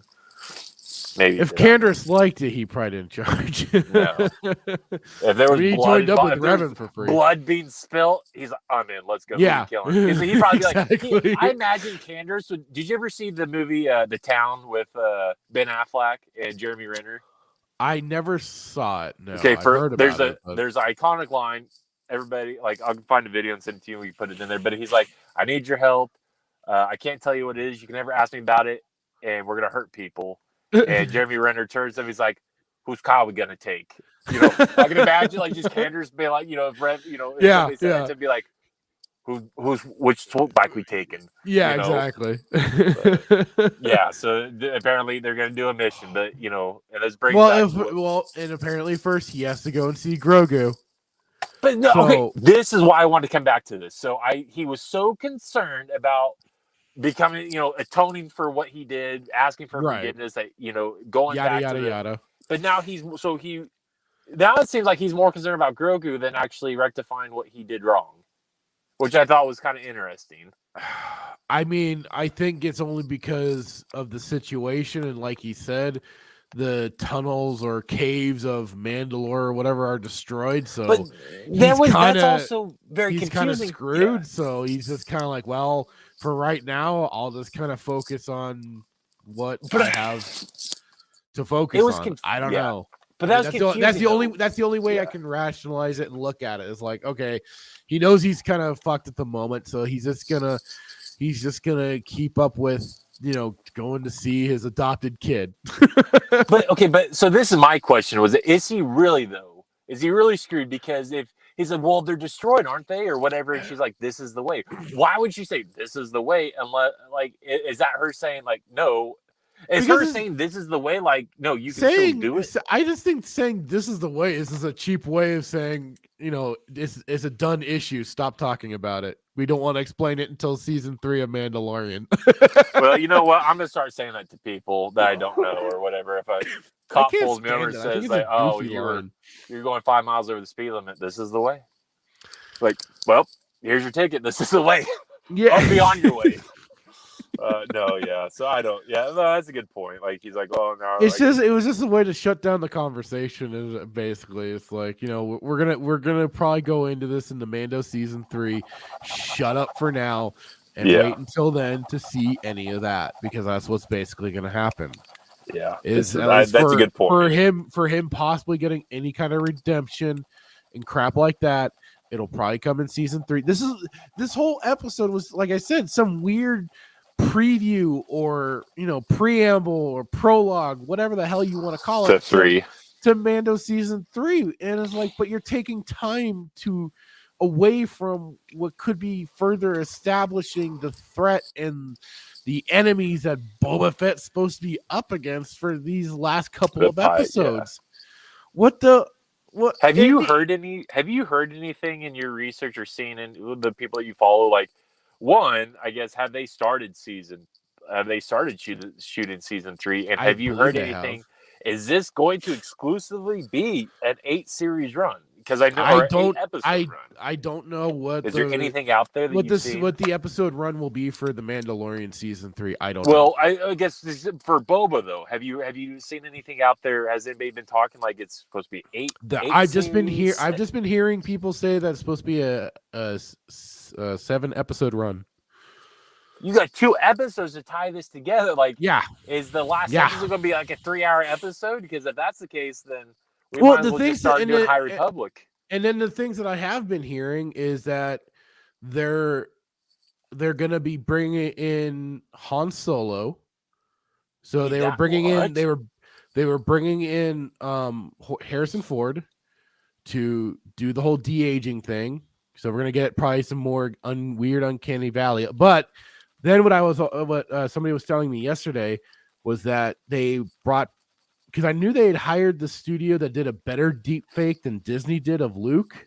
Oh, that was bad. And I heard they were bringing them in for this project, and that they were going to be having Luke show up in this, which to me seems even more random way more random than freaking Han Solo. When is the week? I said this is so irritating. What is the timeline? Because Han obviously dies in episode 7. Yeah. So is this pre? I mean, obviously this is still supposed to be pre, because like it is. Everything is supposed to be leading into the First Order crap that the sequels brought. one way or another, we're getting that lead into that fucking sequel trilogy. No matter how many times people want to go, no, it's not happening. They're gonna retcon it. It's not gonna happen. No, it's gonna happen. And I will just say, if I'm wrong, fine, okay, cool. I'm glad. You haven't been I'll wrong be happy. yet. I'll be happy to be wrong about that. But we'll eat crow. I do not foresee. I do not foresee Disney at any point going, you know what? Maybe we should give them what they want and retcon the sequel trilogy. Let's be the good guys. I did hear. No. I did read an article or was watching something where there was talk about retconning. Like 7, 8, 9. No, because they wouldn't do it because that would be them admitting that they were wrong about something. That's true. That's true. I don't see it happening. I would love it. Believe me, I would love nothing more than for that freaking sequel trilogy to go the way of the dinosaurs. But sadly, it's here to stay. Maybe if Kathleen Kennedy ever gets shipped off her own island, they'll retcon The only way we would get, the retconnings or the removals or Lucas whatever came back. is if, like, maybe. Yeah. But if you got, you or I somehow getting into those positions, then yes, people like us or the other EU nuts out there, we'd be the only ones to be calling, all right, it's gone. We're starting from ground zero, and we're gonna work out and probably do a Thrawn trilogy. And I would be so excited yet so scared. A proper Thrawn trilogy. Yes. That's the thing. A proper Thrawn trilogy, like based off the books, or at least consult the books before you do this, because I promise you, if they did that and they ruined it, I razing this place to the ground. Raise it to the ground. Yeah. No, it's not going to happen. So, well, maybe Lucas will buy it back. Maybe he'll be like, you know what? I've stayed quiet for too long. You've destroyed my life's work. You paid me $4 billion. I should have charged you 4.2. I don't. That's my hope, but I don't know, man. My hope is that he just gets so irritated that he would come back and, because Disney's not making any. They can't be making money off this. Are they legit making money? We need to figure out how much money they're making off this the new trilogy and everything. Because in my mind, not as much as they were hoping to. So maybe Lucas could come back and be like, you know what, here. Because the saying is out there, Solo lost money. So yeah, a lot. I don't think which is so stupid considering the Solo movie. They could have just copied the Han Solo books, which were great. But they didn't. No, because they're freaking retarded. Anyway, so that's the end of that freaking episode, right? I think that if Fennec shows up, I think Fennec shows up and done. So okay, he's gonna How does he know where Luke is? Where is he going? That's the thing, right? Yavin? Is Luke is he on Yavin? Is that where he established that's where in true canon he establishes his Jedi Academy is on Yavin, but I don't know about this. I don't know. Is Mando gonna meet Kyle Katarn? Is he in the story? This is around the timeline. Please God, no. I'm just saying this is around the same. 60 years after. Don't give him ideas, please. Listen, there bugged my phone. I'm just saying, man. I just wonder, how where does this go? No, if you want to see me rage, and that'll be the day they decide to bring in Kyle Katarn, I will freaking rage. Because I know nothing good will come of it. They'll butcher Kyle Katarn. They'll butcher him like they've butchered every other. They're gonna change Dasan's character. Name. They're gonna change Dasan from Dasan to Dasani. It's gonna be a girl. Mark my words. That's who you're laughing. I'm telling you. I'm laughing and I'm crying at the same time. It's funny because Coca-Cola owns freaking Dasani. Yeah, and I think Disney and Coke are in bed with each other, so Dasan will be Dasani. I'm gonna make a GIF. I'm gonna make a meme. I'm gonna send it to you. Oh boy. Oh boy. All right. Yeah. Well, let's do our customary because we're almost at the 2 hour mark. Well, not quite. So thoughts. Rate it on a figure scale 1 to 10, and what are your thoughts on the episode in its entirety? It stinks. 0 out of 10. Okay. Damn them for putting the idea of anybody dating a Jawa. Yeah. Mando sucks with the Darksaber. Anything good? Is there anything good the only good things that the only good thing I could say was in the beginning when he chopped the dude in half and then lopped his dome off. Yeah. That was it. Otherwise, it was just a standard fare of a Mandalorian episode because that's basically, since that's all it was. It was a Mandalorian episode interjected into Book of Boba Fett. Yeah. So it didn't offer anything really new other than for Mando himself to get, kicked into gear. But again, they left so many questions on the table because what the freaking hell happened between him and Bo-Katan and stuff when on the bridge when they got freaking Moff Gideon. Yeah, we get some details that Moff Gideon got taken into the New Republic. Yeah, but they don't say how did that whole Bo-Katan, situation how did that whole situation boil down? It's like we still got questions on that. It's like, what the hell are you guys So no, it makes me feel like the writers are interns right out of college that they never graduated from. Basically, they're a bunch of chimps. Like I don't understand the writing. They're a and bunch the flow of brain dead circus monkeys. Diarrhea flows better than basically. Your thought? I'm probably right there with you. I give it I don't know if you can put a negative in front of a 0 because I think it's a neutral number, but I'd say 0, man. Like the only good thing that came out of this episode was, I agree, like the fight scene in the very beginning. I was very shocked because again, I thought it was going to be a pillow fight. As that kind of was, as sloppy as it was, like I was very shocked that they had the audacity to allow him to cut somebody in half and take a head. Yeah, that was at least cool. Floating mess had been in another state, dealing with another project. Like Favreau was when Favreau, Morrison was trying to get his lines changed. But for me, I don't understand it. Like the Return of the Mandalorian. Okay, great. This maybe should have been at the end of the book. Like if you're gonna do it, maybe it should have been at the end of the Book of Boba. I don't know. The episode didn't bring any context. It should have been the first episode of Mandalorian season 3. Essentially. So Jesus, it's like I think maybe their viewings are tanking. The Book of Boba specifically, they can't really tell because it's all on Disney Plus and they don't really put any, because what it for so many of these streaming platforms it's really weird and undetermined on what it's, because I've heard like with like Netflix, even like starting a movie up or whatever for 15 to 20 seconds or whatever can count as a view. So you don't know for sure. This isn't like the Nielsen ratings or anything like that for TV where they can get that engagement of how many people are really watching it. Well, there's none of that. So it's hard to tell. Bob Iger is a shyster, and I wouldn't put it past him to figure out a way to, create a way to count views. He's a shyster because of how dirty he did Lucas, but I also just think he's a shyster. They have some way of determining it, but it's how reliable is it really like it.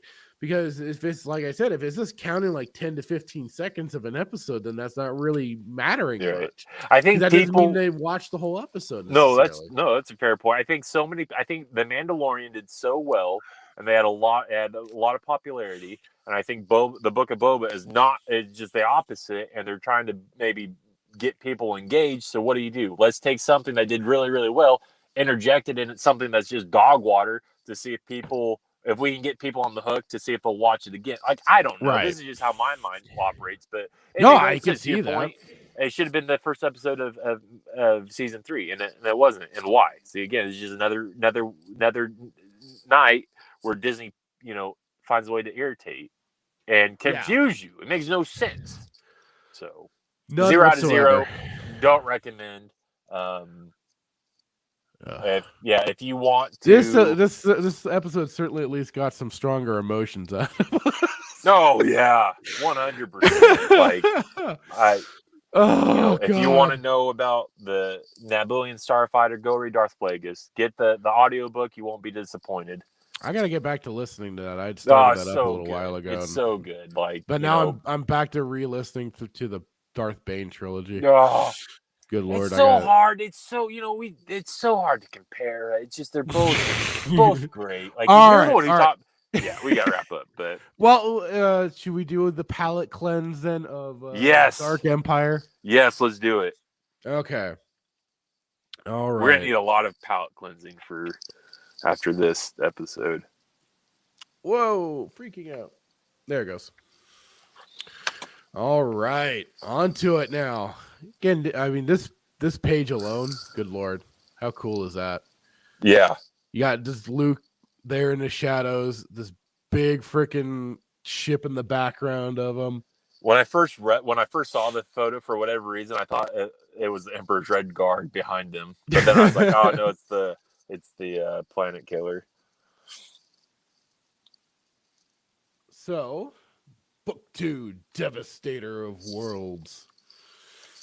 In a time of increasing chaos in the galaxy, divided Imperial forces contend ferociously for control of the Empire. The Rebel Alliance is quick to take advantage of the upheaval, spreading the cry of rebellion far and wide, and inflicting stinging blows against the feuding Imperials.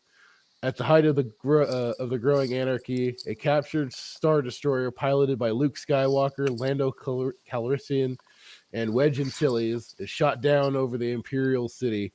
In an attempt to rescue their fallen comrades, Princess Leia and Han Solo, together with the Wookiee Chewbacca and protocol droid C-3PO, fly the Millennium Falcon into the heart of conflagration. Yeah. But Skywalker, now a Jedi of the highest order, refuses to be saved. Instead, he chooses to face the mysterious energy storm that sweeps him up, along with R2-D2, towards certain destruction. Meanwhile, at a secret rebel base, Alliance leader Mon Mothma receives disturbing information. A dark side power has emerged from hiding, reunifying the feuding Imperials and gathering the technology might of the Empire for a major assault on the worlds of the rebellion. What a way to kick things off. Sounds like a real page turner to me. Yeah. And I mean, that's kind of what we start getting into now. And I gotta again, I mean, like it's for some of the artwork in this, they do have some interesting choices, especially when you got the floating head right here of Mon Mothma on what is this, page 5? Yeah. And I don't know if I should go through each panel by panel, but I agree. Some of the art, I mean, for the time, and I do agree that like some of the art's really good, but yeah, some of the choice, like I don't like. But then you just look at some of it, and you kind of just like wonder what they did, because I mean, some of it looks like really neat, like kind of watercolors and stuff too. Yeah. But really should have kind of I should have done a little more for grabbing some certain specific pages that really stuck out for me, because otherwise, no. This is where we get, again, the big reveal of just who is behind. The whole this whole, oh god, what is this, like this world destroyer thing? Because they even kind of talk about how, when the Death Star was created and how the Mon Calamari were used. Yeah. For the construction, like how the Rakatan were used. They were Rakatan. Rakatan, I say Rakatan, yeah. Since I was going through the Bane book, it was again fresh in my brain for the Rakatan. Rakatan. Like Rakatan Pasta or something. Yeah, and so it's just kind of just talking about these devastators and how they're consuming up the planets and stuff like that. and more of just how dangerous everything is for what was the Death Star. Well, yeah, it almost was like I don't know if it says it explicitly in the book, but it's like you basically, if you thought the Death Star was bad, you get a look at these Get a load planet of these killers. things that are coming at us. Kind of remind me like War of the World type machine. Yeah, and then this is kind of another thing too, is like how between Han and Leia and how it really, like he talks about, this endless war. It seems like we've only been alone for 5 minutes and since Mon Mothma married us. I really wanted to go with Lando, but I accepted this other assignment so we'd have a chance to be together.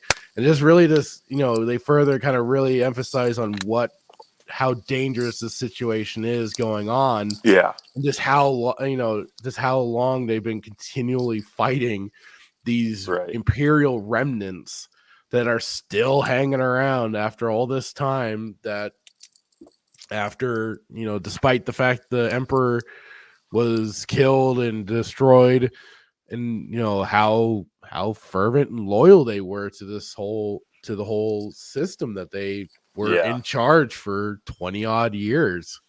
Which the relationship that you see in this book, is very different than the relationship you see in Disney's 7, 8, and 9. Right. Well, I guess 7 with the start of 7, because it's like he had gone back to being a worthless smuggler. Well, I don't want to say worthless, but just a scumbag smuggler again. Yeah, scoundrel. A scoundrel. So, definitely once it gets deeper into this, it's kind of interesting too when hang on, let me try and find where it kind of gets talked about, because I think I know hopefully I know what page you're talking about, but we'll see if you Oh yeah, here it is. Hang on. So on this page here, where it finally gets back to Luke and R2 and what's going on. And what of Luke Skywalker, Jedi Knight? From Luke, the energy storm funneled us into some kind of hyperspace vehicle, R2. At least we're still alive. Too bad we can't see out, but to the eyes of the Force, these Mandalorian walls don't even exist. Right. We're in an Imperial dungeon ship, the kind they used to transport Jedi Knights during the Clone Wars. And I think that's kind of a cool little tidbit to get for what was probably either at the end or during, maybe some of the height of the Clone Wars, when some Jedi were turning to the dark side, losing their way. They've been fighting for that conflict for so long, and it takes its toll. And that they had to create these sort of ships to be able to even transport Jedi, because who else are more unconventional in fighting and dangerous as them? Well, it's also interesting these Mandalorian walls. So like Mandalorian, Jedi hunters essentially, so that's interesting. Well, and think about, that's the thing to kind of take into consideration too, is like, think of like when this book was done. Right. This was still before a lot of that stuff got deeply established for certain continuity and lore and stuff like that. And this book is kind of helping put some more of that together. I'm so glad that we do this. We go through, it's like we go through the bad and the ugly, and then we wrap up with something that's, pretty good so far. And it's like this, if they had only done what like the comic books did and the books did, it could be so much better. But you want to be well, and then this is like kind of the other page here that was cool, is that as he goes through the turbulent fall of the atmosphere and the dungeon ship docks on the outskirts of Luminous City, there's an energized cage is waiting, a trap to hold Jedi. Right. And that's another thing, is that he's getting, these Imperials, these goons that Luke is getting put up against, they ain't messing around. They have these old tricks of the trade of being able to capture and subdue Jedi and keep them confined, Right. to then, go forward with keeping their force powers at bay. Yeah. They mean business, and they're not messing around. Having these kind of tools and then just kind of some of these guards around, it's really kind of building up and going into this whole, okay, so who could be behind all this? Who would have that, either the access to this sort of technology, who would have or the knowledge, or the knowledge, exactly. And Darth Bane. So I mean, it's all built. I mean, that's kind of the another great little bit here is, these guards trying to shove him around, and Luke himself is thinking he's completely in charge of the situation. Right. Don't threaten me. I'm here because I choose to be here. I like that. And yet the next page is like, amusing. Keep him covered, but don't hurt him. Yeah. I mean, this is kind of funny that they know what's going on. They know that they're just letting him basically let him think he's in control. Yeah, let it be his free choice if that's what he wants to believe. But he's walking to his doom. And then we get the man himself, the Sheevmeister. Oh, the Sheevmeister. Yeah. So what were your thoughts on this then? Did they follow I still think, Palpatine should have stayed dead. But wasn't him cloning himself like EU canon? Because I know this is the canon that they established. Yes, right. So yes, it wasn't the whole transference of essence thing. Well, they go into that too. It's like, he and the not in this book, but they do, I believe, get into how I'm trying to remember. Hang on. But I mean, like I said, he should have stayed dead. But at least with these books, they did build it up. They did get it so that they explained it a lot better than they did in the freaking. Because I mean, at least this was a plan. At least as far as I know, a planned out book. Right. The story and everything. They were writing it out. They're doing everything that they needed to do. Get Lucas's approval. Yada yada yada. So it had that stamp of approval. So yeah, it has that. It just I guess I just kind of, since I'm just I look at it from the whole, seeing it as people should just stay dead. Right. In comic books, you don't need to resurrect people. You don't need to resurrect people. Even Sheev. The Sheevmeister. If you're gonna have anybody do it, I guess it's got to be Sheev. I mean, yeah. So okay, he does kind of go into it. He says, "You see, my friend, flesh does not easily support this great power." And so he does get into the whole what happens. He's been having to do things throughout the years, so he's kind of explaining, okay, the dark side power corrupts. The dark side power takes its toll on the body, and that's kind of its own extra, neat little lore tidbit in that. Oh yeah, you can't just take on the dark side and be A-okay. There's gonna be some payback. Well, there's even I know we're wrapping up, but there's even a discussion that I was reading about, like, so in Revenge of the Sith, there's some people that believe that like the lightning is what caused Sheev to look like that, and then there's another side of like fan base that says no, that's the true dark side, like that's how, like, what happened to him after because he had done it for so many years. And so it's just kind of an interesting a conversation piece. But yeah, it talks about, in canon, it talks about the dark side. To your point, it does corrupt the body and it does take its toll, and that's why like your eyes turn, and your skin turns again, because it's like so just very interesting, a little conversation piece. But so overall, what did you think about the book so far?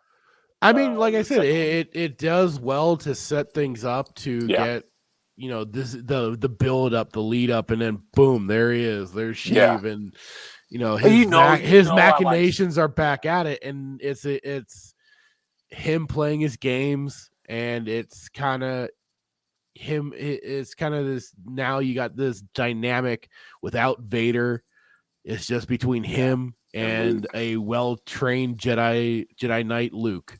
Well, it begs the question, Luke, would Luke have turned to the dark side if Vader wasn't there in Return of the Jedi? And now Vader's not there, so begs the question, like, what's Luke gonna do now?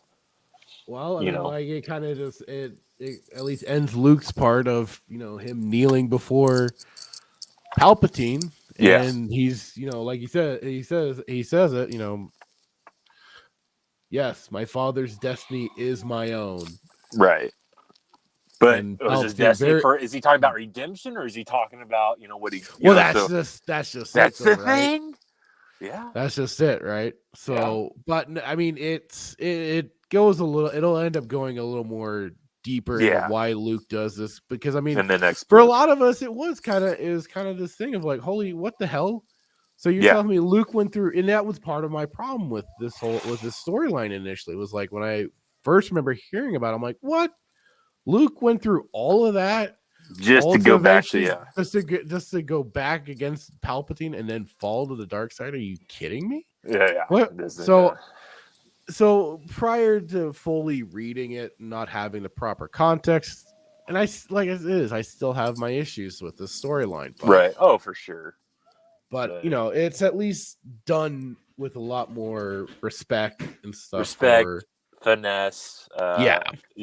No, I agree. So I mean, I think it's definitely another good continuation of that storyline, and then like it ends with Han saying we have a date with the dark side. Right. So good way to kind of cap it off.